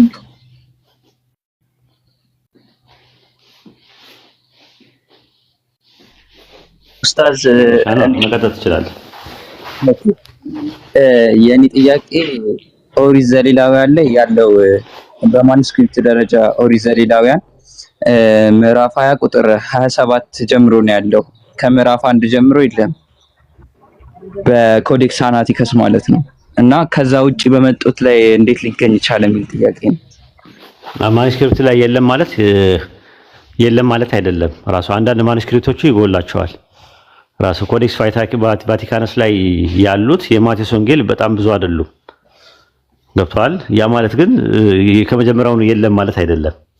የለም ለማለት ሁሉም ማኑስክሪፕቶቹ ላይ ሄደ ቼክ አድርገህ ከሌለ ነው። ከዛ በኋላ ደግሞ ወደ እንግሊዘኛ ወደ አማርኛ ሲመጣ ከዛ ከየት አመጡት ብለህ ጥያቄ የምትጠይቀው እንጂ ማኑስክሪፕቱ ላይ አንደኛው ላይ ካለ አለ ነው ማለት ነው። የግድ ሁሉም ላይ መኖር አይጠበቅበትም። አንደኛ ማኑስክሪፕቶቹ ኮዴክስ ሳይናቲከስ ቫቲካነስ እና አሌክሳንድረስ የሚባሉ ደግሞ አብዛኛውን በአዲስ ኪዳን ላይ ነው ጉዳያቸው እንጂ ብሉይ ኪዳን ላይ አይደለም። ብሉይ ኪዳን ላይ የተወሰነ ቀንጨብጫቢና ቁጥቁጥ የሆነ ነገሮች ሊኖሩት ይችላሉ፣ ግን በዋነኝነት እሱ አይደለም። ግሪክ ሰብቱጀንት ላይ መኖሩን፣ ማሶሬት ላይ መኖሩን፣ ሌሎች ማኑስክሪፕቶችን የብሉይ ኪዳን ማኑስክሪፕቶች ላይ መኖሩ ነው አለ የለም የሚለው አርጊመንት የሚያመጣው እንጂ አሁን ማኑስክሪፕቶቹ እነዚህ የግሪክ ማኑስክሪፕቶቹ አብዛኛውን አዲስ ኪዳን ላይ ያሉትን ነገሮች ነው እያየን ያለ ነው ማለት ነው። ደግሞ ማኑስክሪፕቶቹ ደግሞ ትራዲሽናሊ ብሮክን ቼን ናቸው፣ የተሰበረ ሰንሰለት ነው። ለምሳሌ ኮዴክስ ሳይናቲከስ የምትለው ሲና ላይ የተገኘ ነው፣ ሲና በረሃ ላይ የተገኘ ነው። ግን ከየት እንደሆነ ምንጩ አይታወቅም። ግን በ4ኛው ክፍለ ዘመን አካባቢ ላይ እንደተገኘ ካርበን ዴቱ ያሳያል፣ ዴት የሚያደርጉት ማለት ነው። ነገር ግን ከየት እንደመጣ ምንጩ አይታወቅም። ምንጩ ኮዴክስ ቫቲካነስ ቫቲካን ውስጥ የተገኘ ነው። ኮዴክስ ቤዛይን ደግሞ የካልቪን ተማሪ የነበረው ቤዛ የሚባለው የሱ ቴዎድሮስ ቤዛይ ነው ምናምን የሚባለው በሱ ስም ነው የተሰየመው። እዛ ነው የተገኘው፣ ደች ውስጥ ነው የተገኘው። ኮዴክስ አሌክሳንድሬስ ደግሞ አሌክሳንድር ውስጥ ግብጽ ውስጥ ነው የተገኘው። ኮዴክስ ኤፍሬም የሚባል ደግሞ ሶሪያ ውስጥ የተገኘ ነው። ቅዱስ ኤፍሬም ሶሪያዊ ያዘጋጀው ነው ተብሎ የሚታመን ነው። ግን እሱ አሁን ሲመጡ እነዛ ሰዎች ሲያዘጋጁ ከየት ምንጭ ከየት ሶርስ ኢስናዱ ልክ እንደ ኢስናድ እንደምንለው ቼኑ ወይም ሰንሰለቱ ከየት ነው የመጣው የሚለው ነገር አይታወቅም። ከየት እንደሆነ ብሮክን ቼን ነው የተሰበረ ሰንሰለት ነው ብሎ ነው የሚያምኑት። ግን እንዳለ አንደኛው ከአንደኛው ጋር ይጋጫል። የቁጥር የስም የምናምን ነገር እርስ በርስ ግጭት አለው ማለት ነው። ያንን ለማስተካከል ቴክስቹዋል ክሪቲሲዝም ሳይንስ ወይም ደግሞ የምንባባዊ ህያሴ ጥናት የሚባል ነገር ጀምረዋል። ነገር ግን ሪፈረንስ ስለሌላቸው ቼንም ስለሌላቸው የሐዲስን ያክል እንኳን ማግኘት አልቻሉም። ሐዲስ አሁን ስትመለከተው እንደዛ ነው አይደለ? የሆነ ضعيف ተብሎ የሚቀመጥ አለ ቼን ከሌለ። ከዛ በኋላ ደግሞ የተቀጠፈ ከሆነ መውዱዕ የሚባል አለ። ከዛ በኋላ ሐሰን፣ ከዛ በኋላ ደግሞ ሶሂህ የሚባል ነገር አለ የኦተንቲክ ሲሆን ማለት ነውና እንደዚህ አይነት ነገሮችን ባይብሉ የአዲስ ኪዳን ግሪክ ማኑስክሪፕቶቹ 5800 ማኑስክሪፕት አሉ። ከዛ ውስጥ ትንሽ ጥሩ ነገር አላቸው የሚባሉት 5ቱ ናቸው። አንደኛው ኮዴክስ ሳይናቲከስ፣ ቫቲካነስ፣ አሌክሳንድሪያስ፣ ኤፍሬማይ እና ኮዴክስ ቤዛይ። አንዳንዴ 6ኛው ኮዴክስ ዋሽንግተንስ የሚባሉንም እሱንም ይጨምራሉ። ግን በዋነኝነት እነዚህ ናቸው፣ 5ቱ ናቸው። ከ5ቱ እንደውም 4ቱ ናቸው ሞር እንትን የሚሉት ቤዛይን ሳይጨመር ማለት ነው። ሌሎቹ ናቸው ብዙ እንትን የሚባሉት ከዛ አንፃር ነው። ኡስታዝ እንትን ግን እዚህ ኮዴክሶች ላይ አይ ቲንክ አልተሳሳትኩ ቫቲካንስ ላይ ያለ ከበርናባስ ወንጌል ጋር አብሮ ያለ አሃን ማስተር ሺፐርድ የሚባል ጽሑፍ አለና እሱን የሚቀበሉ ክርስቲያኖች አሉ። በርናባስ ወንጌል ሳይሆን የበርናባስ መልእክት የበርናባስ መልእክት ኢፒስትል መልእክት የበርናባስ ወንጌል ሳይሆን እንትን አለ የሚቀበለው አለ። ጥንትም የተጻፈ ነው። ግን ችግሩ ምንድነው? እነዛም በማኑስክሪፕቶች ውስጥ ያሉ ነገሮችን እንደ ካኖናይዝድ አላደረጓቸውም። እሱማ መጽሐፈ ጦቢት፣ መጽሐፈ ሲራክ ምናምን የሚባሉ እኮ ማኑስክሪፕቶቹ ላይ አሉ። አሁን እሱ ነው የኦርቶዶክስ አርጊመንት። ኢትዮጵያ ውስጥ ያለው ኦርቶዶክስ 80 ያዱ እንትን ሲሉ ያንን ነገር ነው። በቀኖና ደረጃ ይግብን በጉባኤ ደረጃ እኮ የጸደቁ አሉ። እነ መጽሐፈ ሲራክ እነ መጽሐፈ ጦቢት ምናምን በአንዳንድ ጉባኤዎች ተቀባይነት አግኝተዋል። አትናቴዎስ ነው የማይቀበላቸው። አብዛኛውን አሁን ክርስቲያኖች ያሉት ፕሮቴስታንቱ የአትናቴዎስን ቀኖና ነው ይዞ ሄደው። አትናቴዎስ ደግሞ መጽሐፍ አስቴርን አይቀበልም። መጽሐፍ አስቴርን ማለት ነው ምንም ነገር እግዚአብሔር የሚለው ስም የሌለበት መጽሐፍ ቢኖር መጽሐፈ አስቴር ነው። ታውቃለህ? እግዚአብሔር ስለ እግዚአብሔር የማያወራ መጽሐፍ አስቴር ሙሉን ብትፈልገው ሰርች ብታደርገው እግዚአብሔር የሚለውን ቃል አታገኝም፣ ወይም ያህዌ የሚለውን ቃል አታገኝም። ምንም ነገር አንድ ቃል እንኳን የለው። ስለዚህ ያንን ነገር ከዛ አንፃር አትናቴዎሱ በቀኖና ውስጥ ምንድነው የኤስተርን ሌተርስ የሚባለው የፋሲካ ደብዳቤ በሚባለው ላይ ሲቀንናቸው አጠቃላይ ብሉይ ኪዳን ላይ ያሉ መጽሐፍቶችን 39 ሳይሆን 38 ነው የሚቀበለው። አዲስ ኪዳን ላይ ያለውን 27ቱን ሙሉ እንዲቀበላል። የእሱን ይዞ ነው ፕሮቴስታንቶች የሄዱት። ማርቲን ሉተር በመጣ ሰዓት ራሱ የአትናቴዎስን ቀኖና አይቀበልም ነበረ። ለምሳሌ የዕብራውያን መልእክት፣ ይሁዳ፣ ራዕየ ዮሐንስ እና የያዕቆብ መልእክትን አይቀበልም ነበረ ሲመጣ ማለት ነው። ከዛ በኋላ ራዕየ ዮሐንስን እነዚህ ዊንግሊም አይቀበሉትም፣ ካልቪንም አይቀበለውም ነበር ራዕየ ዮሐንስን እና ከዛ አንፃር ነው ራዕየ ዮሐንስ ራሱ በ363 በሎዶቅያ ጉባኤ ላይ የመጀመሪያ ጉባኤ ሲካሄድ ራዕየ ዮሐንስ ተቀባይነት አላገኘም። በሮም ጉባኤ ላይ ነው ተቀባይነት ያገኘው በ382 ላይ ማለት ነው። የሮም ጉባኤ በሚባለው ቀኖና ሲቀነን ማለት ነው። እና ከዛ አንፃር ነው ያለው። አይ ቲንክ የበርናባስ መልእክት የሚባለውን እንደ ኦተንቲክ አድርገው አይቀበሉትም እንጂ በጉባኤ ደረጃም ራሱ የጸደቁ መጽሐፎች ግን አሁን ባለው ቀኖና ውስጥ ያልተቀነኑ መጽሐፍቶች አሉ። በተረፈ ጁብሊና መጽሐፈ ሄኖክ ወይም ደግሞ ጁብሊ በኢትዮጵያ መጽሐፈ ኩፋሌና መጽሐፈ ሄኖክ በሙት ባህር ጥቅል ላይ ወይም ደግሞ ዴድ ሲ ዲስኮርስ የሚባለው 11ኛ ዋሻ ላይ የቁምራን ዋሻ ውስጥ ተገኝተዋል። በ1948 ላይ የቁምራን ዋሻ ውስጥ ማለት ነው ከተገኙ መጽሐፍቶች መካከል ሁለቱ ናቸው። እና እንደዚህ አይነት ነገሮች አሉ ቀኖና ሲቀነን ማለት ነው። ችግሮች አሉባቸው። በምን ስታንዳርድም አንድ መጽሐፍ መቀበልና ትክክል አይደለም የሚለውን ነገር አጨቃጫቂ ነው እስካሁን ድረስ ማለት ነው። ለዛ ነው ቀኖና ብለው ያሉት እነሱ። ካነን ማለት ቀኖና ማለት 3 ትርጉም አለው አይደለ? የመጀመሪያ ቀኖና ማለት ውሳኔ ማለት ነው። ለምሳሌ በ325 4 ቀኖናዎች ተላልፈዋል ሲባል ውሳኔ ማለት ነው ቀኖና ማለት። ሌላው ቀኖና ማለት የዶግማ ተቃራኒ ነው። ዶግማ ማለት የማይሻር የማይቀየር የማይለወጥ ማለት ነው። ያ ምን ይባላል? ዶግማ ይባላል። ዶግማ። ቀኖና ማለት ደግሞ የዶግማ ተቃራኒ ነው። ሊሻል ሊቀየር የሚችል ሎካል ቸርች እንደፈለገች አድርጋ እንትን ማለት መቀየር የምትችለው ነገሮች አሉ። ሎካል ቸርች ማለት ነው። ዶግማን ግን ስደነግግ ግን ኢኩሜኒካል ቸርች ነው ብለው ያምናሉ። እንግዲህ እንትኑ ማለት ነው። ሌላው ቀኖና ማለት ደግሞ የመጽሐፍ ሲቀነን ማለት ነው። ቀኖና ካኑን የሚባለው ነገር ማለት ነው።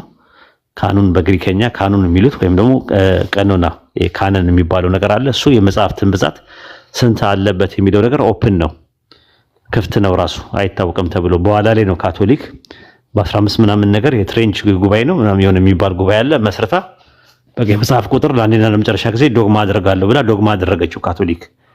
አሁን በእነሱ በካቶሊኮች መጽሐፍቶቻቸው በአጠቃላይ የተቀነኑት መጽሐፍት ዶግማ ሆነዋል፣ አይቀየሩም። እዛ ላይ መጨመርም መቀነስም አይቻልም፣ 73 ብቻ ነው። በኦርቶዶክስ ግን በየትኛውም በምስራቅ ኦርቶዶክስም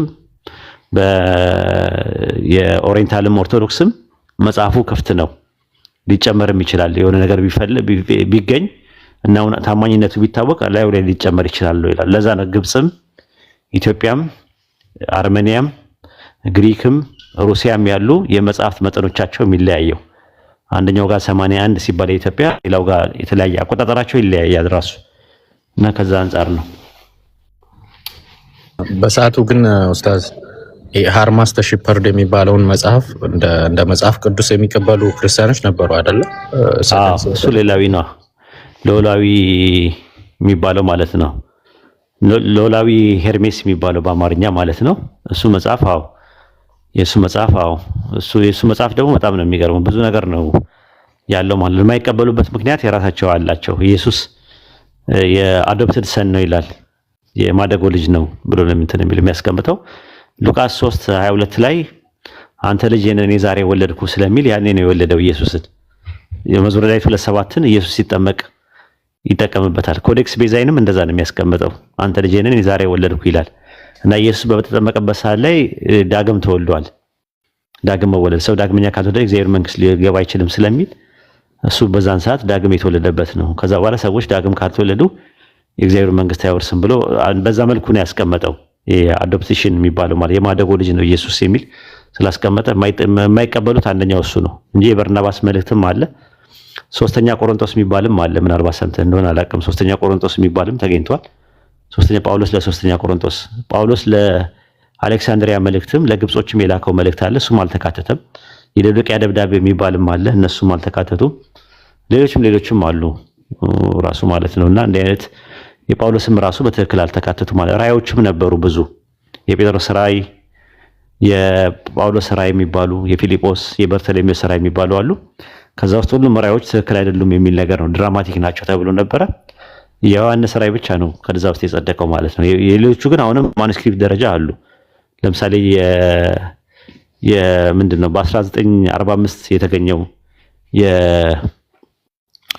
በ1945 የተገኘው የሞራቶሪያል አይደለም፣ ሞራቶሪያ ፍራግመንት ሳይሆን ናጋማዲ የናጋማዲ እንትን ላይ ከተገኙት መካከል የነ ጴጥሮስ ራእይ ተገኝቷል። አሁን የነ ጳውሎስ ራእይ ራሱ ተገኝቷል ናጋማዲ በሚባለው እና የጴጥሮስ ራእይ ምናምን እንደነበሩ በደንብ ማስረጃዎች አሉ። እንትና ይናገራል የቄሳርያው ሳቢዮስ ቸርች ሂስትሪ በሚለው መጽሐፉ ላይ ብዙ ራእዮች ነበሩ፣ አፖካሊፕስ የሚባሉት ማለት ነው። ከዛ አፖካሊፕስ ውስጥ የተረፈው የዮሐንስ ራእይ ብቻ ነው። ዮሐንስ አቡ ቀለሚስ የሚባለው ማለት ነው፣ የሱ ብቻ ነው። ይሄን ይመስላል። ኡስታዝ ሰው ገብቷል። በቃ ከሱ ጋር ጨምራለሁ። ኦኬ ይቻላል። አፖስትል ነው የሚለው አፖስቶሊክ ቸርች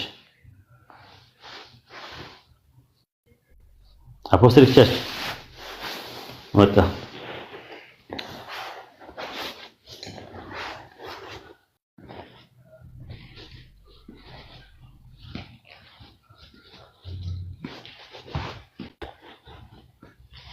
ኔትወርክ ከሆነ አስገቡት።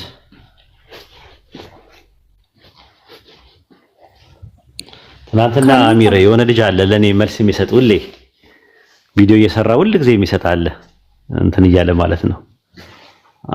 ሁል ጊዜ በቃ ቪዲዮ ይሰራል ምናምን እና ትናንትና አጋጣሚ እግር ጥሎት ጃቢር ቤት ተገኘ። ልነግርህ አልችልም እንዴት እንደተንተባተበ። እንደዚህ ቀላል መስሎታል ቪዲዮ መስራት እና መጨረሻ ላይ ጥያቄ ያለኝ ልጠይቅ ነው የመጣሁት እኔ ልጠይቅ ነው እንዴ ወይ አይደለም የመጣሁት ምናምን ብሎ በኋላ ላይ መጨረሻ ላይ በቃ ጠይቅ ብለህ ነው ጥያቄ ጠይቆ ጥያቄ በተራ ትጠይቃለህ ስንለው እሺ ብሎ አቡኪ ልክ ሊጠይቀው ሲል ያው እንትን አለው አቀጠለው ማለት ነው። እንዲህ ቀላል አይደለም ተደብቆ እንደማውራት ሌላ ቦታ ላይ እንደምታወሩት እንትን አይደለም፣ ቀላል አይደለም። አይ ቲንክ እኔ በዛ መንፈስ አይደለም ላወራችሁ ፈልገው፣ ግን አንዳንድ ጊዜ ኢንፍላማሽን ካለባችሁ አንቲባዮቲክ ሊሰጣችሁ ይገባል ብዬ አምናለሁ። ለአንድ ለ10 ቀን ለ12 ቀን ምናምን ነገር መታዘዝ አለበት እንደዛና ዩቲ አንዳንዴ አንቲባዮቲክ እንደዛ ውጊያቸው እንደዛ ሲያስፈልጉ እንትራም ማነው አሚርም ካለ እንደዛ ብታደርገው ጥሩ ነው። አንቲባዮቲክ ስጣቸው። ኢንፍላሜሽን ምንድነው በአማርኛ? የሆነ ነገር ስም ይኖረዋል መቼም።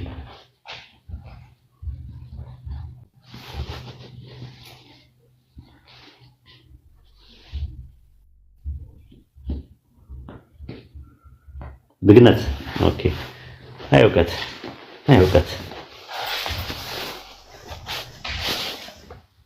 እኔ ጥያቄ አለኝ።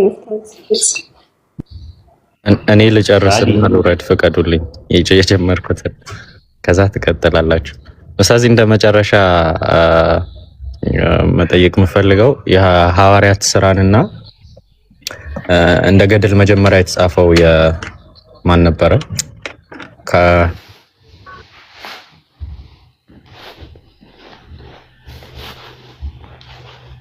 የሐዋርያት ስራ ነግጻፈው የፖሊካርፕ ገድልና የሐዋርያት ስራ ሁለቱ ከገድልነት የሚለያቸው ነገር ምንድነው? በምን ተለየ? ገድል ነው። ሁለቱም ገድል ነው። የሐዋርያት ስራ የጳውሎስ ስራ የሚባል ነበር፣ የጴጥሮስ ስራ አለ፣ የዮሐንስ ስራ የሚባሉ አሉ። ከዛ ውስጥ ራሱ የተካተቱት የሐዋርያት ስራ ብቻ ነው የተካተቱት። ለምንድን ነው የጳውሎስን ስራ ያላካተቱት? የጳውሎስ ስራ የሚባል መጽሐፍ ነበር፣ የጴጥሮስ ስራ የሚባል ነበረ፣ የዮሐንስ ስራ የሚባል አለ፣ የፊልጶስ ስራ የሚባል አለ፣ የበርተሎሜዎስ ስራ የሚባል አለ። ብዙ ናቸው ስራዎች የነበሩት ማለት ነው። የሐዋርያት ስራ ብሎ የሉቃስ ብቻ እንዴት ሊጸድቅ ቻለ? ዲዳኬ ራሱ ለምንድን ነው ያልተካተተው? ዲዳኬ ማለት በአማርኛ ምንድን ነው የሚባለው? ዲስኪሊያስ የሚባለው መጽሐፍ አሁን የኢትዮጵያ ኦርቶዶክስ ቤተክርስቲያን ውስጥ እንደ አንድ ቀኖና ተደርጎ ነው የተባለው። 12 ሐዋርያት ያስተማሩት ትምህርት መጀመሪያ የነበሩ 4 ወንጌሎች ራሱ ከዛ ነው የመጡት ይላሉ። ሐዋርያቶች ካስተማሩት ትምህርት ነው ጻፊዎቹ የጻፉት፣ እነዚህ ማርቆስ፣ ሉቃስ ምናምን የምትለው እና መጀመሪያ የነበረ ከነበረ ለምን ኦተንቲክ አልሆነም? ለምንድን ነው እንደ ኦተንቲክ የማታዩት? ተበርዟል ነው መልሱ የሚነግሩ። ዲዳኬ የሚባለው ማለት ዲዳኬ ይሉታል በግሪክ። የ12 ሐዋርያት ትምህርት የነበረ መጽሐፍ ነው። ስለዚህ የት ገባ ነው አሁን ጥያቄው። ከተበረዘ ደግሞ የአምላክ ቃል አልነበረም ወይ ከመጀመሪያው ነው? ምክንያቱም አብዛኛው ሶርሶቹ ከነሱ ከሐዋርያት ትምህርት የሐዋርያት ትምህርት የነበረ ነው። የመጀመሪያው ኦሪጂናሉ እሱ ነው፣ ከመጽሐፉ በፊት ማለት ነው። በቃል በኦራል ደረጃ የነበረ ነው። በኦራል ደረጃ የነበረውን ትምህርት እንዴት ፈጣሪ አልጠበቀውም? አይ በቃ ተበርዟል ምናምን ካሉ እንግዲያውስ ከኢየሱስ ሐዋርያት ዮሐንስ ወንጌል ምዕራፍ 17 ቁጥር 8 ላይ የሰጠኝን ቃል ሰጥቻቸዋለሁ እነሱ ተቀበሉ ይላል። ስለዚህ ኢየሱስ ወንጌል የሚባል ነገር ለሐዋርያቶቹ ሲሰጣቸው ሐዋርያቶቹ የነበራቸው የሐዋርያት ትምህርት የሚባለው ዲዳኬ የሚባለው መጽሐፍ እንዴት ቀኖናውስ አልተቀነነም? አይ የተበረዘ ነገር የሰው እጅ ስለገባበት ከተባለ መጀመሪያ ከአምላክ ሪቪል የሆነ ነገር ሆኖ የሰው እጅ ከገባበት ተበርዟል ስንልኛ ለምንድን ነው እርርና ምርር ብላችሁ የምትንጨረጨሩትና የምትንተከተኩት ነው እያለን ያለ ነው። ግልጽ ነው።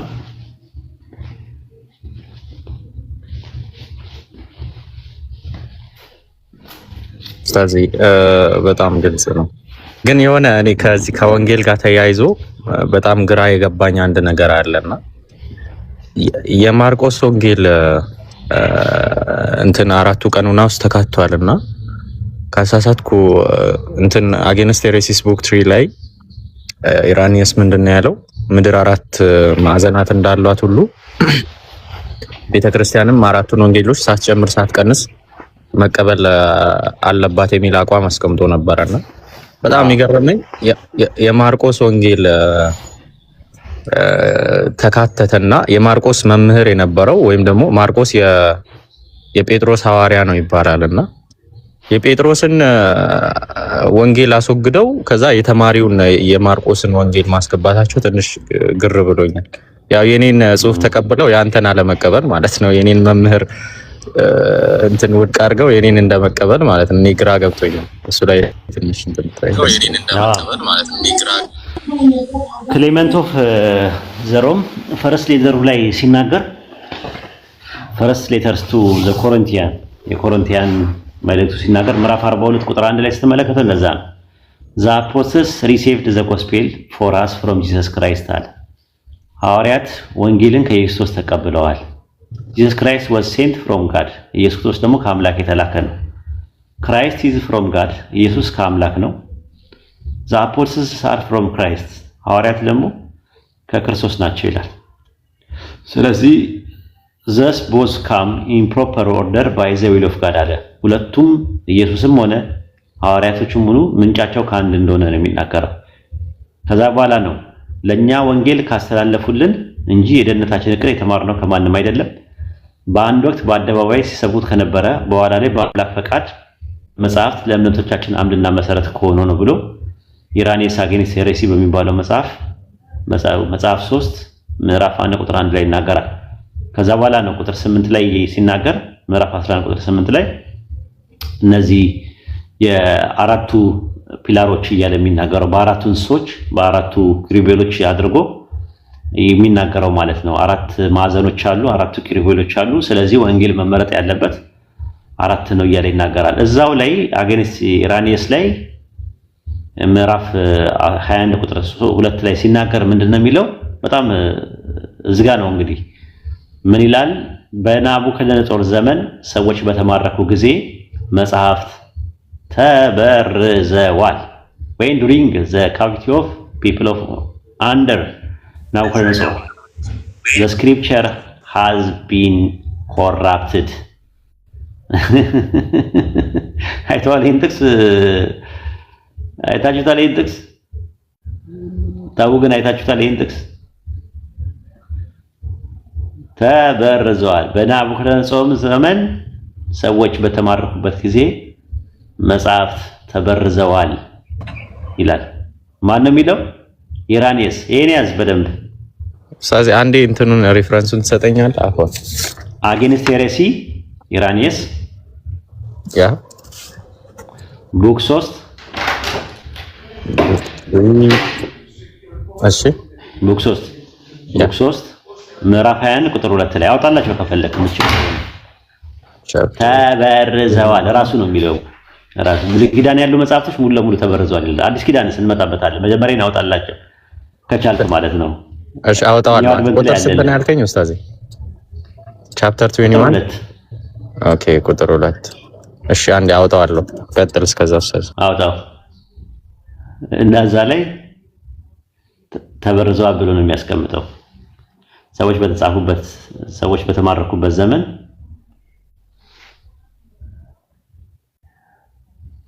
ተበርዘዋል ብሎ ነው የሚያስቀምጠው። ሰዎች በተማረኩበት ዘመን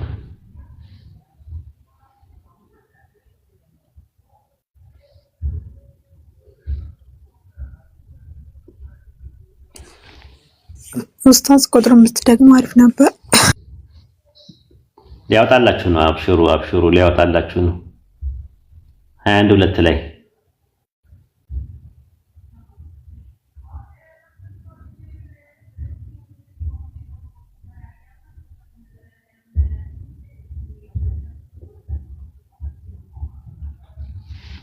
እኔ ላውጣላችሁ። ካልተመቸኝ ያወጣልሃለሁ።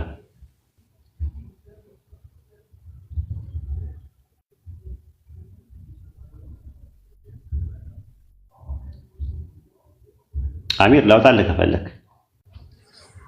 يمكن ሐሰን አንድ እየጻፈ ነው ሊያወጣ መሰለኝ። አውርቻለሁ አኗር። እሺ ይቅርታ መልሳለሁ። አልተመቸው።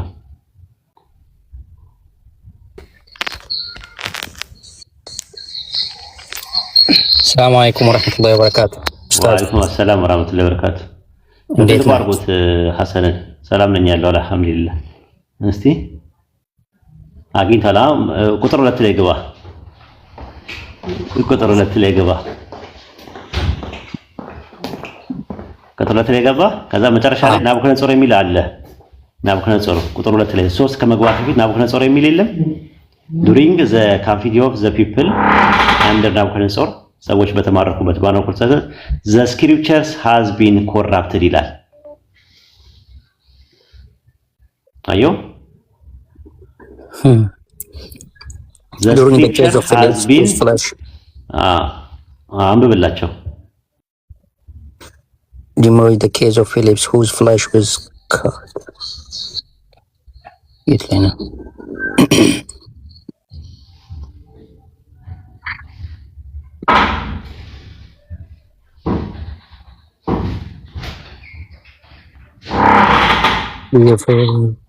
አገኘው አንበበህ ወደ ከፈትኩት አገኘው እየፈለኩት ናቡከደነፆር ይላል። ያው እዛ ገፋል ወደ ላይ ፐርሺያን ይላል። ናቡከደነፆር የሚል የለም።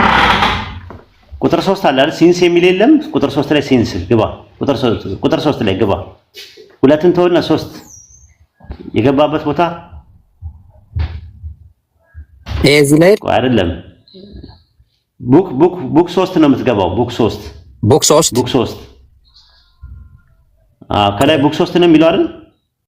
ቡክ 2 ነው። አሳሳይ ቡክ 2 ነው። ቡክ 3 ነው። አንድ ቁጥር ነው የተሳሳትከው። ኦኬ እሺ፣ ቡክ 3 ቆይ ሰርች አድርግ። ዛሬ ተጫነው ይመጣልሃል። ኖ ራሱን ተጫነው። ራሱን ነው አሰን ራሱን ተጫነውና ከዛ በኋላ ከላይ ተጫነው።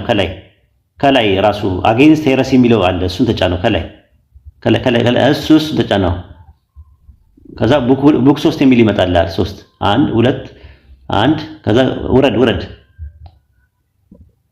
ከዛ 2 3 ግባ። 3 ትመጣለህ። ከዛ በኋላ ምን ታደርጋለህ?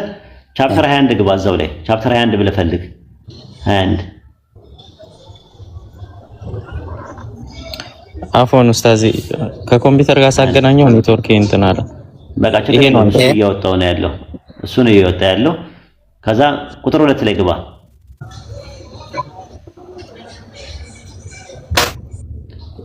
ቁጥር 2 ላይ ገባ። ከዛ ቁጥር 2 መጨረሻ ላይ ምን ይላል? ራሱ ዌን ዱሪንግ የሚለው ላይ ዌን ዱሪንግ ዘ ካቪቲ የሚለው ከላይ ጀመረ። ዌን ከሚለው አያችሁት? ያጀማ ክርስቲያኖች ይሄንን ካሉ እርግጠኛ ነኝ during the captivity of the people of under Nabucodonosor the scripture had been corrupted. በቃ እናመሰግናለን። ናሬሳኒ ዘይድ አሚር ያ ኡስታዚ አይቼው አላውቅም። በጣም እንትን ነገር በናቡከደነፆር ሰዎች በተማረኩበት ጊዜ መጽሐፍ ተበርዘዋል ነው የሚለው።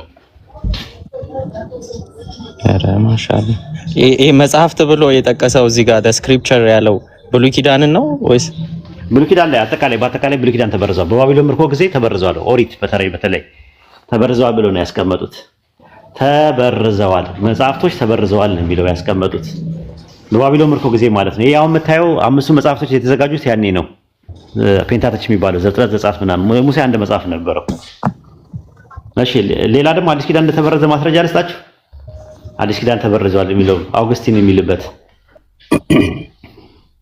ይጨመራል። ዘ ኮንፌስ አውግስቲን የአውግስቲን መጽሐፍ ማለት ነው። ዘ ኮንቬንሽንስ አውግስቲን የጻፈው መጽሐፍ ላይ ቡክ 5 ምዕራፍ 11 ቁጥር 2 ላይ ሲናገር ምንድነው ያለው? ራሱ ማለት ነው አዲስ ኪዳን ተበርዟል የሚሉ አሉና ያልተበረዘው እነሱ ጋር የለም እያለ ይናገራል። መበረዙን አምኖ ማለት ነው። ምን ይላል? this answer they did not give for publicity በፐብሊክ ላይ አይናገሩም ማለት but want to us in private በፕራይቬት ነው እየተናገሩ ያለው when they said that the writing of New Testament has been tempered with by በማይታወቁ ሰዎች ተበርዘዋል ብለው ይናገራሉ። ከዛ በኋላ የሙሴን ሕግ ይጠቅሳሉ አለ እነዚህ አይሁዳኖች። ከዛ በኋላ by they themselves did not bring forward any uncorrupted copy አለ። እነሱ ጋርም ያለው እኮ የተበረዘ ነው እኛ ጋር ብቻ አይደለም ያለው እያለ ይናገራል። እዛ አንዴ ደግሞ እንትን እናንተ ጋር ያለው መጽሐፍ ተበርዘዋል ብለው ሲሉት አውግስቲንን እናንተ ጋርም ያለው እኮ መጽሐፍ እኮ ተበርዘዋል እኛ ጋር ብቻ አይደለም ያለው የተበረዘው እያለ ይናገራል። እየተፎካከረ እከኩልኝ ልከክልህ ማለት ነው። እየተፎካከረ ልከክልህ እናንተ ጋርም ያለው ተበርዟል ያልተበረዘ እናንተ ጋር የለም እኛ ጋርም ያለው ተበርዟል እናንተ ጋርም ያለው ተበርዟል እያለ አውግስቲን መልስ ይሰጣል ማለት ነው። አዲስ ነገር አይደለም እያላቸው ነው። እንግዳ ነገር አይደለም እያለ ይናገራል። ብዙ አለ እንደዚህ አይነት ነገሮች ማለት ነው። የግሪክ ሰብጀንት ራሱ እንደተበረዘ እነ ጄሮሙ ራሱ ይናገራሉ። ብዙ እንደዚህ አይነት እንትኖች አሉ። ከእንትን ጋር ማለት እንትና ራሱ ለትራይፖ ዲያሎግ ወይ ስትራፖ ሲናገር ጀስቲን ማርቲስ የሚናገርበት አለ። ኦሪገን ራሱ እንደተበረዘ የሚናገር አለ። ኦሪገን ማቴዎስ ወንጌልን ኮሜንት ሲያደርግ ምዕራፍ 15 ቁጥር 14 ሲናገር ምን አለ? አሁን ብዙ ልዩነቶች የተፈጠሩት አንዳንድ ገለባጮቹ ከስንፍና ግዴለሽነት ነው አለ። ስለ አዲስ ኪዳን ሲያወራ ወይም የአንዳንዶቹ የተሳሳተ ድፍረት ነው አላም የተጻፉ ነገሮች ሁሉ እርማት ችላ ከማለት አልፎ ተርፎም በእነሱ እርማት እነዚያ ነገሮች በራሳቸው አስተያየትና በመጨመርና በመቀነስ ምክንያት እንደሆነ ግልጽ ነው አለ። Now it is clear that many difference in the copy አዲስ ኪዳን የኮፒ ማኑስክሪፕቱ ችግር የተፈጠረው has been come about either from the lazy indifference of certain scribes በእነሱ ስንፍና ነው or the misguided daring of some ምናልባትም እንደዛ ሊሆን from those ይልና the correction of the things righteous or ይላል even from those who in their corrections either added or subtracted those things according to their own opinion ባይምሯቸው ውስጥ አድርገው ስለጨመሩና ስለቀነሱ ነው ይሄ ነገር የተፈጠረው ብሎ ነው ያስቀመጠው። ስለዚህ ባይብል ላይ አዲስ ኪዳንም ብሉይ ኪዳንም ተበርዘዋል ብለው ቸርች ፋዘርስ ያምናሉ። በነገራችን ላይ ያው ከሁለት ዓመት በፊት መጽሐፍ አልጽፍም ብያለሁ፣ ነግራቸዋለሁ። እስከ 2 ዓመት ድረስ ማረፍ ፈልጋለሁ ብያለሁ። አሁን ኦልሞስት 8 ወር ሆኖኛል እንደዛ ካልኩኝ ማለት ነው። ስንት ጊዜ ትጠብቃላችሁ? ከ2 ዓመት ላይ ወይም ደግሞ ከ24 ወር 8 ወር ስትቀንሱ ስንት ይመጣል?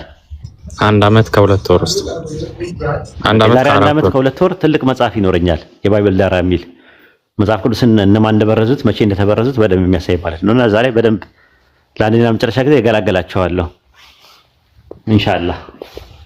ዱዓ አድርጉ።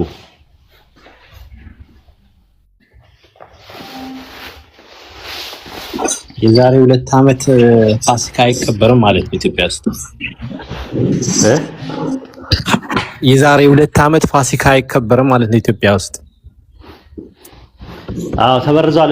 እኔ ተበርዟል ብዬ ሳመጣ ዝም ብሎ እንትን ሳይሆን ኖርማሊ ከራሳቸው ነው ማመጣው፣ ከቸርች ፋዘርስ ነው ማመጣው እንደተበረዘ የሚያሳዩ በደንብ ማለት ብሉይ ኪዳንም አዲስ ኪዳንም እንደተበረዙ ማለት ነው ራሱ ማለት ነውና እንደውም ስሙን ራሱ ሁለት ልቦኛ ያለው የባይብል ዳራል በለው ተውራትና ኢንጂል በሚል ደግሞ ልበለው የሚለው ተውራትና ኢንጂል ቢባል ጥሩ ነው። ምክንያቱም አብዛኛው ማተኮረው ተውራትና ኢንጂል ላይ ነው ማለት ነው። ተውራህና ወንጌል ማለት ነው። ኦሪትና ወንጌል እንዴት ፕሮሰስ አድርገው እንደተበረዙ የሚያሳይ ነው እንትኑ ማለት ነው። ቁርአን ብቻ አይደለም እንትኑ እስላሚክ ዲያላማ ምናምን ነገር የሚሉ ነገሮች እስላማዊ አጣብቂኝ እያሉ የሚሉትን በደንብ አድርጌ ነው እንትን ያልኩት ኢንሻአላህ።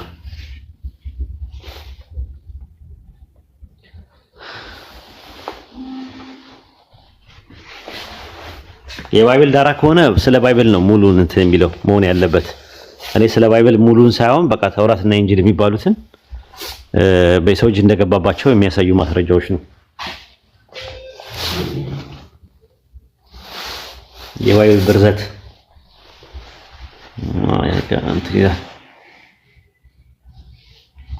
በሉ። መልካም ቀን ይሁንላችሁ። መልካም ቀን ይሁንላችሁ።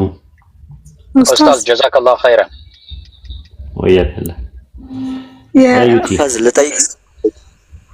ሁለተኛ የተናገርከው የአዲስ ኪዳኑን ሪፈረንሱን ብትነግረን። የምኑ መበረዙ ያልከውን ልክ መበረዙ ብዙ ነው። ኦሪገን የማቴዎስ ወንጌል ኮሜንተሪን የሰጠበት መጽሐፍ 15 ምዕራፍ 14 ታገኛለሽ። ኡስታዝ ጀዛከላሁ ኸይረን ልዝገምልሽ ያሽው ኦሪገን ወይም አርጌንስ የሚባለው በአማርኛ ማቴዎስ ኮሜንተሪ ቡክ 15 ቻፕተር 14 ይሄ የኦሪገን የተናገረበት ነው። በመጨመር መቀነስ ምናምን የደረሰበት ወይ በድፍረት ነው ወይ ደግሞ ኢንቴንሽናሊ ነው ወይም አክሲደንሻል ነው። ሳያስቡትም ነው ወይ አስበውት ሊሆን ይችላል። ግን እንደዚህ አይነት መጨመር መቀነስ ነገር ደርሶበታል። ሌላው ቅድም ያለው እናንተ ጋርም ያለው ያልተበረዘ የላችሁ ምናምን ያለው እንትና ነው አውግስቲን ኮንቬንሽን ዘ ኮንቬንሽን አውግስቲን ቡክ 5 ቻፕተር 11 ነምበር 2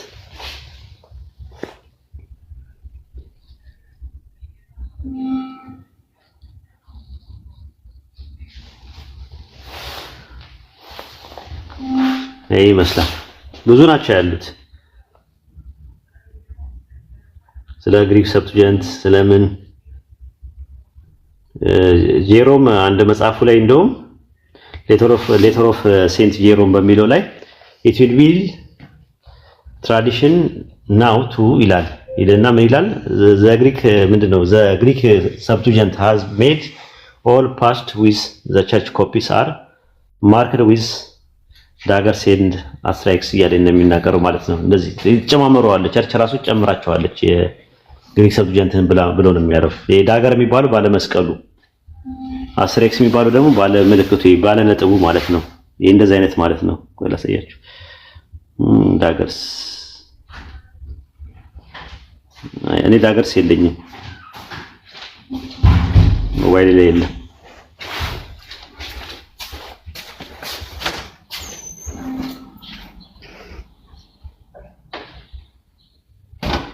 እሳስ ግን እንትንም አይ ቲንክ አጌንስት ሄሬሲስ ላይ ኢራኒየስ ራሱ ስለ እንትን ብርዘት ያወራል አይደለ? ስለ ማን ነው ስሙ? ስለ ጳውሎስ መልእክቶች እንትናን ተቃርኖ ሲጽፍ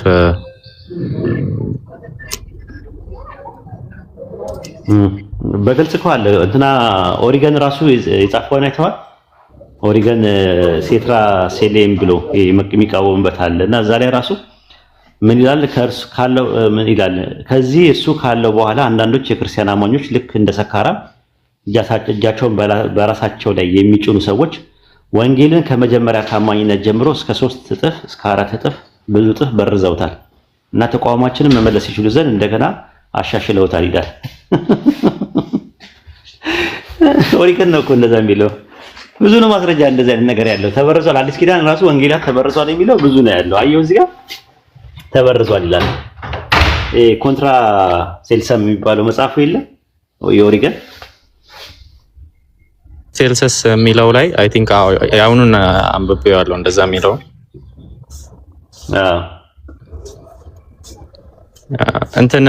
እንትና ራሱ ማን ነው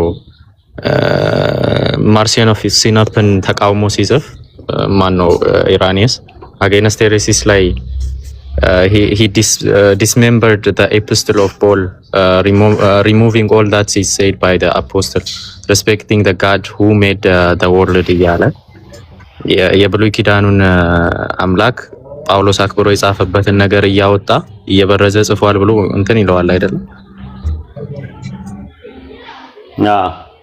አረ እንትን የሚለው ነገር አለ። ይሄ እንትና ደግሞ ዮሐንስ አፈወርቅ ደግሞ ማቴዎስ 2:23 ላይ በነቢያት ናዝራዊ የተባለው ይፈጸም ዘንድ የሚለውን ጠቅሶ ይህ ጥቅስ የሌለበት ምክንያት ስለተበረዘ ነው ብሎ እሱም ብሏል።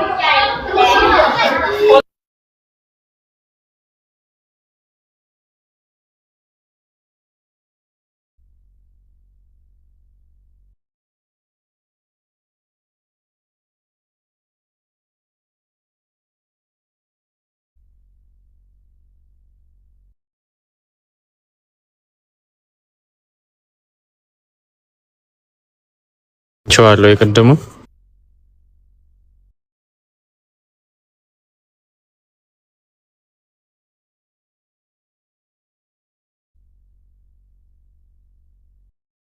የዮሐንስ ነው። ይቅርታ ጫጫታ ስላለ ነው።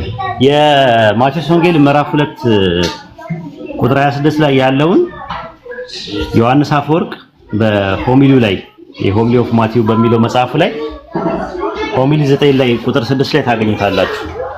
በነቢያት ናዝራዊ የተባለው ይፈጸም ዘንድ ወደ ናዝሬት ገባ ይልና ግን በነቢያት ናዝራዊ የተባለው እንትን ተብሎ የነበረው መጽሐፍ ተበርዟል ብሎ ነው የሚያምነው። አይተዋል እሱ ፍራንሱ እንደከመለኝ ኡስታዝ አላነበው ሆሚሊስ ኦፍ ማቲው የጻፈው ማለት ነው። ይሄ ክሮስሞስ ነው ምናምን የሚባለው ዮሐንስ አፈወርቅ የሚባለው ማቴዎስ ምዕራፍ 2 ቁጥር 16ን ሲተነትን ሆሚሊ 9 ነምበር 6 ላይ ያለውን በነቢያት ናዝራዊ የተባለው ይፈጸም ዘንድ እያለ ይናገራል። በነቢያት ናዝራዊ የተባለ የሚለውን እሱን ሲተነትን ነው እንትን ያለው ኦፍ ማቲው። ኦኬ ቁጥር ስንት ነው? ቁጥር ሆሚሊ 9 ላይ ነምበር 6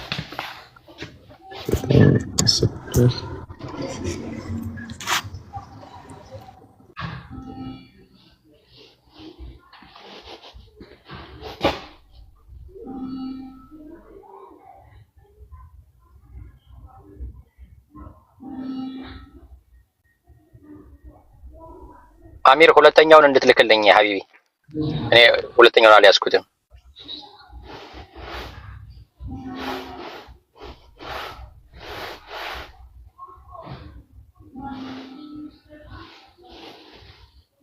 አገኘው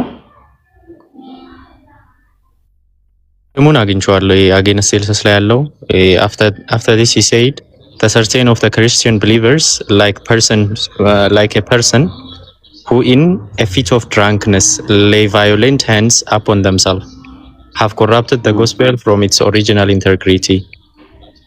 ቀደም ያልከው እንደ እሱን አግኝቼዋለሁ። ያ የቀደሙንም አግኝቼዋለሁ። ኧረ ብዙ ነው ብታይ። ቸርች ፋዘርስ በጣም ነው የሚያወሩት ስለመበረዝ። እኛ የምናደርገው ነገር ምንድነው? ረሱል ሰለላሁ ዐለይሂ ወሰለም ከመጣታቸው በፊት ብሉይ ኪዳንና አዲስ ኪዳን ተበርዘዋል ወይ ነው ጥያቄው። ተበርዘዋል። መቼ ነው የተበረዙት ይላሉ እነሱ። አሁን ነው ቁርአን ከመውረዱ በፊት ተበርዞ ነው። ኦልሬዲ ቁርአን በመጣበት ሰዓት ላይ ተበርዟል ኦልሬዲ። ያንን ማሳየት የምንችለው ከረሱል ሰለላሁ ዐለይሂ ወሰለም በፊት የነበሩ ቸርች ፋዘርስ የሚባሉት መበረዙን ራሳቸው መናገራቸው ከአንደበታቸው ማለት ነው። እሱን ነው እንትን የምንለው ማለት ነው። መስራት ያለብን እዛ ላይ ማለት ነው። ያ ባይብል ላይ ኦሪጂናሉ አለመኖሩ ምናምን ብቻ አይደለም። የግሪክ ማኑስክሪፕቶቹ ራሳቸው ሲዘጋጁ የሰው እጅ እንደገባባቸው ሪፈረንስ ማስታረቂያ የሆነ ኮመን የሆነ ያልተሳሳተ ነገር እንደሌለ የሰው እጅ እንደገባበት ብዙ ማስረጃዎች አሉ። ተበረዘ ከተባለ አሁን ይሄን ብትነግሯቸው ምን ችግር አለው ቢበረዘው ይላሉ። ታዲያ እኮ እኛም እኮ የምንለው ለዛ ነው። መበረዙን ካመናችሁ ችግር የለውም። ራሱ ባይብል ራሱ ሲነርጊያ ብለው ነው እኮ የሚያምኑት። ሲነርጊያ ማለት የአምላክና የሰው ቃል ንግግር ነው። እንደኛ ሞኖርጊያ ይሉ ሞኖርጊያ ምንለው እኛ ነን። ሞኖርጊያ ቁርአን ያላ ንግግር ብቻ ነው ብለን ነው የምናምነው። እነሱ ግን ባይብል ግን የአምላክ ቃል ብቻ ነው ብለው አያምኑም። ሲነርጊያ ነው የአምላክ ቃልም አለበት የሰውም ንግግር አለበት ብሎ ነው የሚያምኑት። ታሪክ ጸሐፊዎቹ ጽፈዋል። ያን የጻፉትን ነገሮች ከአምላክ ጋር ተቀላቅሏል ነው እኛ ያለን። ሉቃስ የኢየሱስ ክርስቶስ ታሪክ አያስፈልግም እያልን አይደለም። ግን ሉቃስ ላይ የጻፈው ለቴዎፍሎስ ለሚባለው ጓደኛው ሲጽፍለት የጻፈውን ነገር የአምላክ ቃል ነው አትበሉን ነው እያልን ያለ ነው። መጽሐፍ አስቴር የአምላክ ቃል ነው አትበሉ፣ ታሪክ ነው። የአምላክ ቃል እግዚአብሔር የሚለው ስም የለም መጽሐፍ አስቴር ላይ ብትፈልጉት። መኃልየ ዘሰሎሞን ላይ ደግሞ አንድ ቦታ ላይ ነው የአምላክ ስም ያለው ይባላል። የአምላክ ቃል አትበሉን፣ ታሪኩን እንደ ታሪክነት አንደኛ ነገሥት፣ ሁለተኛ ነገሥት ታሪክ ናቸው፣ እውነት ነው። አንደኛ ዜና መዋዕል፣ ሁለተኛ ዜና መዋዕል ታሪክ ናቸው። ታሪክ ጸሐፊዎች ናቸው የጻፏቸው። ግን ሪቪል ሆኗል አትበሉን፣ የአምላክ ቃል ነው አትበሉን። የአምላክ ቃልና የሰው ቃል አትቀላቅሉ ነው። ሱረቱ አለ ኢምራን ምዕራፍ 3 ቁጥር 71 ላይ እናንተ የመጽሐፉ ሰዎች እውነትን በውሸት ለምን ትቀላቅላላችሁ ይላል። አንደኛ ሱረቱ በቀራ ምዕራፍ 2 ቁጥር 79 ላይ መጽሐፍን በእጆቻቸው ለሚይዙ ካላህ ሳይሆን ግን ካላህ ነው ለሚሉ ወዮላቸው ነው የሚለው። 14ቱ የጳውሎስ ደብዳቤዎች ጳውሎስ ራሱ የሚያስበው ደብዳቤዎች ናቸው፣ የግሉ መልእክት ናቸው። ለግለሰቦችም ለአጥቢያዎችም ወይም ለቤተክርስቲያኖች ለቆሮንቶስ ለምን ላሉ ሰዎች በቃ ተገረፍኩኝ፣ ተደበደብኩኝ፣ እንደዚህ አርኩ፣ እንደዚህ አድርጉ፣ ደስ ብሎኛል፣ በርኖሴን ካባይን አምጣልኝ፣ የቀሩ መጽሐፍቶች አሉ እነሱን ደግሞ ታይልኛለህ ምናምን ነገር እያለ ይናገራል። ስለ ወድና ስለ በሽታ ጥቂት ወይን ጠጣ እንጂ ውሃ ብቻ ጠጣ ይለዋል ጢሞቴዎስን። አሁን ያንን ወስደህ የአምላክ ቃል ነው አትልም እና ፉት ማለት ትጀምራለህ። ስለ ወድና ስለ በሽታ ጥቂት ወይን ጠጣ እንጂ ወደፊት ብቻ ውሃ ብቻ አትጠጣ ይላል። አሁን የሚያወራው ስለ ጢሞቴዎስ ነው። ጢሞቴዎስ ሆዱን ያመው ነበርና ምናልባት ባክቴሪያ ካለበት ትንሽ አልኮል ፉት ቢል ውሃ ብቻ እንዳይጠጣ የመከረበት ምክር ነው። አሁን ለምሳሌ ኮሜንታሪዎች እንደዛ ነው የሚያመለክቱት። ስለ ወድና ስለ በሽታ ጥቂት ሆዱን ያመው ነበር፣ ባክቴሪያ ውስጡ ነበርና ለባክቴሪያ ደግሞ አልኮል ጥሩ መድኃኒት ነው ብሎ ስለሚያስቡ በወቅቱ ምን አደረገ? ስለ ወድና ስለ በሽታ አለው። ስለ በሽታ ነው የሚለው፣ ስለ በሽታቸው አይደለም የሚለው። ስለ ወድና ስለ በሽታ ጥቂት የወይን ጠጅ ጠጣ እንጂ ውሃ ብቻ አጠጣ ይላል። ስለዚህ ፉት እያልክ እንትን ብትል ባክቴሪያው ምናምን ነገር እንትን ይልሃል ነው። ቁርጥ ያበዛ ነበር እሱ። ታውቃላችሁ የአሳማ ስጋ ይፈቀድ ነበር በእነሱ ዘመን። የአሳማ ስጋ ራሱ ሆድ ያሳምማል፣ ባክቴሪያ ምናምን ይፈጥራል። እና ከዛ አንጻር ነው የተነገረ ነገር። ያንን እንደ አምላክ ቃል አድርገን አንጠቀምም ነው መሆን ያለበት። ሲነርጊያ ባሉ ቅጽበት ግን ኦልሬዲ ቁርአን ያለውን አፌርም አድርገዋል ነው የሰው ቃል እና የአምላክ ቃል አንድ ላይ ሆኗል የሚለውን ነገር አይደለም። በቃ እሱ ነው የምልህ። እሱ ከሆነ በቃ ያ ነው እኛም እንትን የምንለው። አሁን እኮ ብዙ ነገር እኮ እያመኑ ነው። አሁን በፊት ይደነግጡ ነበር። ሶስት አምላክ አንልም ምናምን ይሉ ነበር። ከዛ ሶስት ጌቶች ስንላቸው አይ ሶስት ጌቶች ነው እንጂ የሚለው ሶስት አምላክ የሚል የለም ይላሉ። አሁን ደግሞ ሶስት አምላክ የሚል ደግሞ ስናሳያቸው ከሰይፈ ስላሴ ላይ ምን ችግር አለው? አካልን ታስቦ ሶስት ይባላል ማለት ጀምረዋል። አሁን ደግሞ ሰሞኑን መለቀዋል ሶስት እግዚአብሔር የሚል ሶስት እግዚአብሔር መስሉስ እግዚአብሔር የሚል ደግሞ አመጣላቸዋለሁ። አሁን ሶስት እግዚአብሔር የሚል አመጣላቸዋለሁ። በመጀመሪያው እግዚአብሔር፣ ሁለተኛው እግዚአብሔር፣ ሶስተኛው እግዚአብሔር የሚለው ያ አካልን ታሳቢ ታደርጎ ነው ይላሉ። እኛም እኮ ያልነው እንደዛ ነው። በምንነት ሶስት ነው ብላችሁ አታምኑም።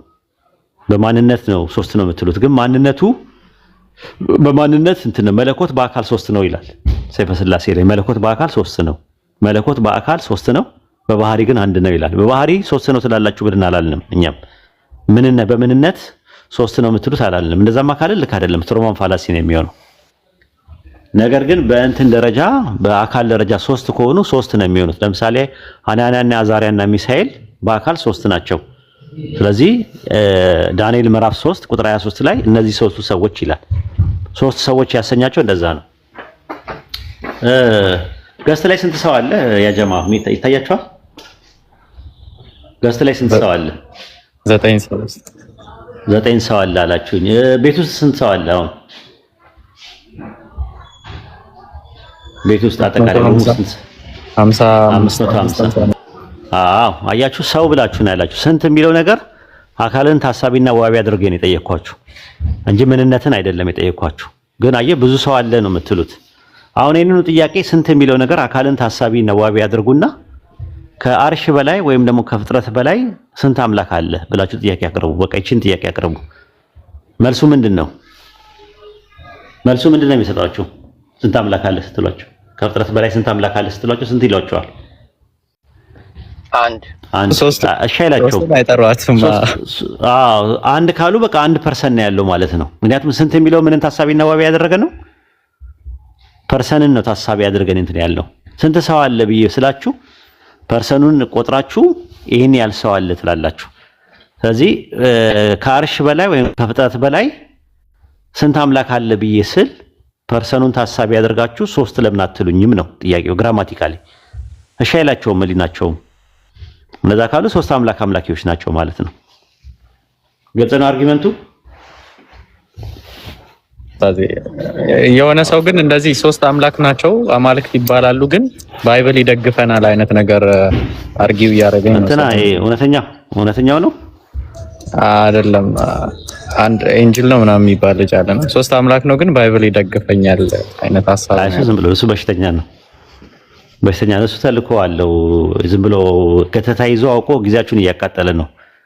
አውቆ ወደ አንድ ነገር ሳይጨርስ ወደ አንድ ነገር ይሄዳል እና በደንብ እየተጫወተባችሁ ነው ጊዜያችሁ ማለት ነው። ሌላ ሰው እንዳታስተምሩ አውቆ እንትን ይላል። ሳይጨርስ እውነትን ነው ተው እባክህ እንደዚህ ይሄንን ታውቆ ማለት ነው።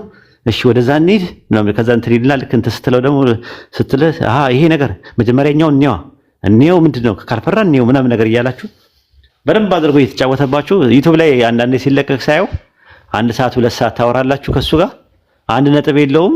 በቃ አንዱ ሳይጨርስ ወደ አንዱ ነው የሚገባው። እንደፈለገ ያወራና መጨረሻ ላይ ምን ትሆናላችሁ እናንተ? ጊዜያችሁን በሱ ነው ያሳልፋችሁ። ሌላ ሰው የምታስተምሩበትን ሌላ ሰው እንትን የምትሉበትን ሰው ምንም ይዘው ነገር የለም እና እንደዛ ነው የሱ ባህሪ። ኡስታዝ ቅድም የጠቀስኩላቸውን የዮሐንስ አፈወርቅ ልክፈትላቸው አጋጣሚ ከጠቀማቸው እንዲወስዱት ስክሪንሾት ክፈትላቸው።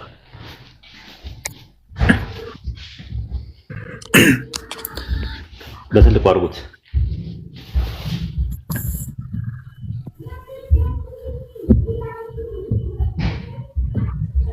አድሚኖች አድርጉት እንዲያለን። አንብብላቸው። ዮሐንስ አፈወርቅ የማቴዎስ ወንጌል ምዕራፍ 2 ቁጥር 23 አካባቢ ያለው ናዝራዊ ይባል ዘንድ የሚለውን that it may be fulfilled that he said which was spoken by the prophet he shall be called Nazarene ብሎ ማቴዎስ የጠቀሰው አለ። And what manner of prophet said but not curious not obvious for many the prophetic writing have been lost. አያችሁት? they betrayed their በነቢያት ናዝራዊ የተባለው ይፈጸም ዘንድ ተብሎ ማቴዎስ ወንጌል ምዕራፍ 2 ቁጥር 23 ላይ ተነግሮ የነበረው መጽሐፍት ብዙ ነበሩ ግን ጠፍተዋል አለ። የት ገቡ ነው? መለኮታዊ ጥበቃ የላቸውም ወይ ነው ጥያቄያችን። ይሄኛውም ያስቀምጧል አይደል ኡስታዝ? ካልተሳሳትኩኝ አይ ቲንክ እንትና ነው መሰለኝ ይሄ እንትና ዩስጢዮስ ሰማዕቱም ከመጽሐፈ ዕዝራን አጥፍታችኋላችኋል ሲጠቅስ መጽሐፉ ላይ በኤርሚያስ የተነገረውን ትንቢት አጥፍታችሁታላችሁ። ከትራይፖ ጋር የተነጋገረበት ነው ወይስ ፈርስት አፖሎጂ ላይ ነው ያለው? እንትና አፖስቶሊክ ፋዘሮች ፈርስት አፖሎጂ ላይ እንደዛ ይቻላል ነው ምስለ ከመጽሐፉ ቆርጣቸው እንደዚህ ብሎ ያስቀምጥላቸዋል። have been taken away አለ taken away አጥፍታችሁታል። አጋጣሚ ከጠቀማችሁ እንደዚህ ስክሪንሾት አድርጉት።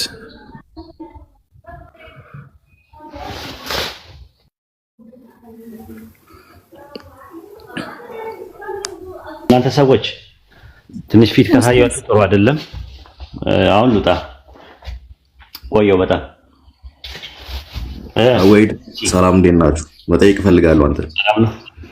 ኦኬ ጠይቅሽ። ጥያቄ እናስተናግደን አልውጣ። የሰነአ ማኑስክሪፕት ላይ ነው የምጠይቅ። እሺ ኤርሊየስት ሊቭ ማለት ነው ከ388 እስከ 535 የሚያሳይ አለ። እና እሱ ትንሽ ጥያቄ ሆነብኝ ነው። ከስንት እስከ ስንት? ከ388 እስከ 535 የሚያሳይ ኤርሊየስት ሊቭ ያሳያል እንደዛ። ምክንያቱም የእንትኖቹ የመጽሐፍ ሲጻፉ ካርበን ዴቲንጉ የሚወሰደው ሰዎች ከጻፉበት ሳይሆን ቆዳው ከተሰራበት ጊዜ ጀምሮ ነው። የእንስሳ ቆዳ ነው። አሁን ለምሳሌ ብራና ቢሆን የተባለው ከብራና ላይ ካሉ ነገሮች ቆዳ የበግ ቆዳ ወይም ደግሞ የፍየል የምናምን ነገር ሲሰራ ፍየሉ ከተሰራበት ጀምሮ ብራናው ከተሰራበት ጊዜ ጀምሮ ነው የሚቆጠረው እንጂ የሚቆጠረው ሰዎች ከጻፉበት ጊዜ ጀምሮ አይደለም የሚቆጠረው። ለምሳሌ በአቡነ ገብረ መንፈስ ቅዱስ ገዳም ላይ የኢትዮጵያ ኦርቶዶክስ ተዋሕዶ ቤተክርስቲያን ትግራይ ላይ ብትሄድ የማን ነው እንትና የጻፈው መጽሐፍ አለ። ማን ነው ከሰዓቱ ቅዱሳን ከሚባሉት ውስጥ አባ ገሪማ ያዘጋጀዋል። የግዕዝ ከግሪከኛ ወደ ግዕዝ የጻፈው መጽሐፍ አለ። እሱ አሁን ካርበን ዴቲንጉ ስታሳየው እሱ የጻፈው 398 ነው የጻፈው። ካርበን ዴቲንጉ ግን የሚያሳየው 2 ከምናምን አካባቢ ላይ ያሳያል። እና ያ ለምን ሆነ ሲሉ ስኮላሮች የሚያስቀምጡት ቆዳቸው ከቆዳው ነው የሚቆጠረው። ራሱ ካርበን ዴቲንጉ ይሄ ካርበን 40 የሚባለው ዴት የሚደረገው ቆዳው ከተዘጋጀበት ጊዜ ጀምሮ እንጂ ጽሁፉ መጻፍ ከተጀመረበት ጊዜ አይደለም። ለዛ ነው ፒስ ምንድነው ያለውን ነገር ቆዳው ከተዘጋጀ ጀምሮ ያለውን ዱሬሽን ያለውን ኤስቲሜትሊ ከዚህ እስከዚህ ዓመት ብሎ ያስቀምጣል ማለት ነው። ናጋማዲ የሚባለው እኮ ማን ነው ናጋማዲ ያልኩኝ? የአንደኛው የማኑስክሪፕት አለ የቁርአን እንደዚሁ ተመሳሳይ ማለት ነው። እሱ ላይም ጄ ስሚዝ እንደዛ ሲጠይቅ ነበረ። ያው ከነብዩ መሐመድ በፊት ቁርአን ነበረ፣ ለካስ መሐመድ ከዛ ነው የወሰደው ምናምን ነገር አለ። ለምን ከ570 ነው የሚጀምረው? አይተው ከሆነ እሱ ያኛው ማኑስክሪፕት ማለት ነው። ቤሊንግሃም ነው ምናምን የሚባለው ማኑስክሪፕት አለ። እኔ ጥያቄ ሆነብኝ። ይቅርታ ወይዲ ጽሁፉን እንዴት እርግጠኛ መሆን ይቻላል? በ610 እስከ 632 ተጻፈ ብለህ እርግጠኛ መሆን ይቻላል? ከቆዳው ነው ካርበን ዴቲንግ የሚሰራው ከረሰላለ 570 ጀምሮ የሚሰጥ ኤስቲሜት ነው። ከዛ እስከ 6 ስንት ነው 40 ምናምን አካባቢ ይልሃል። ያ ማለት ሬንጁን ነው የሚነግርህ፣ ቆዳው የተዘጋጀበትን ነው የሚነግርህ እንጂ መጽሐፉ ራሱ የተጻፈበት በዚህ ጊዜ ነው ተብሎ አይደለም የተቀመጠው። አይተህ ከሆነ ጥናቱን ስታጠና ማለት ነው። ስለዚህ እንደዚህ ማለት ይቻላል ማለት ነው። በቆየ ቆዳ ላይ ተጽፎ ሊሆን ይችላል የሚል ሀሳብ ነው የሚሆነው። አዎ ቆዳው ነው እንጂ የተጻፈበትን አይደለም የሚለኩት። እነዛ ካርበን 40 ላይ የሚለኩት የጽሁፎች ላይ ሲሆን የሚለካው ቆዳው ነው። ቆዳው ወይም የተዘጋጀበት ማቴሪያል ነው። ድንጋይም ከሆነ ድንጋዩ ነው የሚለካው። እንትን ከሆነ ብራና ከሆነ አሁን በድንጋይ ላይ ትተዋል። ምክንያቱም በጣም ረጅም ዓመት እያሳየ ተቸገሩ። ከዛ አንጻር ነው ራሱ ማለት በራዝ ማሽን ሲለካና በካርበን 40 ላይ ሲለያይ ደግሞ ልዩነት እያመጣ ነው አሁን ጽሁፎች ማለት ነው። እንደዛ አይነት ነገሮች ማለት ነውና ከዛ አንጻር ነው የሚታየው እንጂ ከረሱል ሰለላሁ ዐለይሂ ወሰለም በፊት ቁርአን ነበር። ጄ ስሚዝ ነው እንደዛ ብሎ የነበረው። አይ ቲንክ ካለማወቁ የተነሳ እንደሆነ በኋላ ላይ አስተካክሎታል እኮ ገባኝ። ግን እኔ እርግጠኛ ግን መሆን የተጻፈበትን ቀን ማወቅ አይቻልም ነው። እንትን ኤስቲሜቲንግ ነው የሚሰጠው እኮ ካርበን ዴቲንግ ነው የሚሰጠው እኮ ገባኝ። ግን ጽሁፉ በዚህ ጊዜ በ610 እስከ በዚህ ጊዜ ብሎ አላስቀመጠም። አላስቀመጠም። ኤቪደንስ አይኖርም እኔ ሐሳብ ነው። ማኑስክሪፕቶቹ አሉ ነው እንጂ በዚህ ጊዜ ተጻፈ የሚለውን ነገር አያስቀምጥም። ካርበን 40 ማለት ነው አያስቀምጥም። ቆዳውን ወይም ማቴሪያሉን ነው። ድንጋይ ሲሆን ደግሞ በጣም የሚገርም ነገር ሸክላ ላይ የተጻፉ ደግሞ በጣም ረጅም ጊዜ ይሆናሉ። ምክንያቱም ሸክላው በጣም ረጅም ጊዜ የቆየ ነው። በሸክላ ጽሁፍ ላይ በድንጋይ ላይ የሚጻፉ ጽሁፎች ማለት ነው። አሁን እየተቸገረን ያለነው እሱ ነው። የእንትኑ ማለት አይተህ ከሆነ ሰው የሚጀምረው እኛ ብለን የምናምነው አብርሃሚክ ሪሊጅን ውስጥ ዳርሚክም እንደዛ ነው የሚያምኑት። ከአደም ነው የሚጀምረው። ክርስትና፣ እስልምናና አይሁዶች የምናምነው ከአደም ጀምሮ ነው ብለን ነው የምናምነው። አንድ እሱን ያዝልኝ። ዳርሚክ ሪሊጅን ላይ እንደዛ ነው ራሱ ዞራስተሪያን፣ ሂንዱ፣ ቡዲስት፣ ጃይኒዝም ምናምን የመሳሰሉት እንደዛ ነው። የሆነ አንድ የመጀመሪያ ሰው አለ ብለው ያምናሉ። ማቲያ ነው ምናምን ስሙ ራሱ አዳም ላይሆን ይችላል። የሆነ ስም አለ የሚጠቅሱት በባጋር ጌታ ላይ ስታየው ማለት ነውና ነገር ግን ምንድነው ከአዳም በፊት የነበሩ ፍጥረቶች አሉ ምናምን ይለዋል። ከዛ እስቲ አምጡ ስትላቸው ድንጋይ ላይ የተጻፉ ጽሁፎች ነው የሚያመጡት። ድንጋዩ በጣም ረጅም ዓመት የቆየ ሊሆን ይችላል እና በድንጋይ ላይ ያመጡና ፕሪካምብሪጃኒራ፣ ሲዞዜክራ ምናምን ይባሉ አሉ። የሆሞ ሳፒያንስ በፊት ሆሞ ኤሬክተስ፣ ሆሞ ሃቢሊስ ምናምን የሚባሉ ሰዎች አሉ ምናምን ይሉና ከዛ ፎሲል ደግሞ ያመጡልህና ፎሲል ላይ ደግሞ የፎስፈረስ ይወስዱና ከዛ በኋላ በቃ ሰው ዝንጀሮ ነበረ ከዛ ፕሮግረስ አድርጎ ነው የመጣው ኢቮሉሽን ብለው ያስቀምጣሉ ማለት ነውና እነዚህ መሳሪያዎቹ ጥንቃቄ ሊደረግ ይገባል። ጥናት ይፈልጋል እያንዳንዱ ነገር ላይ ማለት ነውና ከዛ አንፃር በታዩ ጥሩ ነው። ይሄን ይመስላል።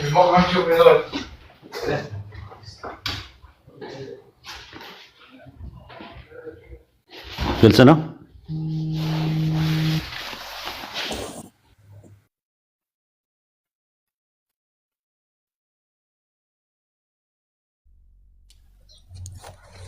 ግልጽ ነው ኡስታዝ።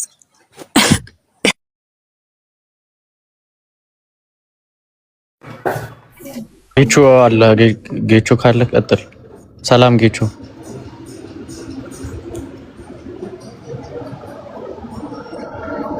ሰላም ናችሁ? እንዴት ናችሁ? አለን ሰላም ነው። ጥያቄ አለ? የለኝም። ኧረ ጥያቄ የለኝም። ኦኬ እነሱ ይጠይቁሃል። ሜቢ ሌሎች ጥያቄ ከሌላቸው እነሱ ይጠይቁሃል። ወአለይኩም ሰላም ወራህመቱላህ። ወአለይኩም ወራህመቱላህ በረካቱ። ወጣ እንደ ልጁ በቃ ቋቃ ነው ስትለው ወጣ። ኦኬ አይ እንዲያውቀው ነበረ ካርቦን ዴቲንግ ምናምን ነገር እንደዛ ነው። ይሄን ይመስላል። መልካም ጊዜ። እኩል ሁለታችንም ስልክ ገባብን። ለሉ በቃ ሉጣ ነው እኔም ስልክ ገብቶብኝ ነው። ማን ነው እኩል የደወለብን? እኔ እናንተ ላይ ይሄ ማለት አይደለም። ይሄ የጠላት ስራ ነው። እሺ መልካም ጊዜ። ደህና ዋሉ። ወሰላሙ አለይኩም ወራህመቱላሂ ወበረካቱ።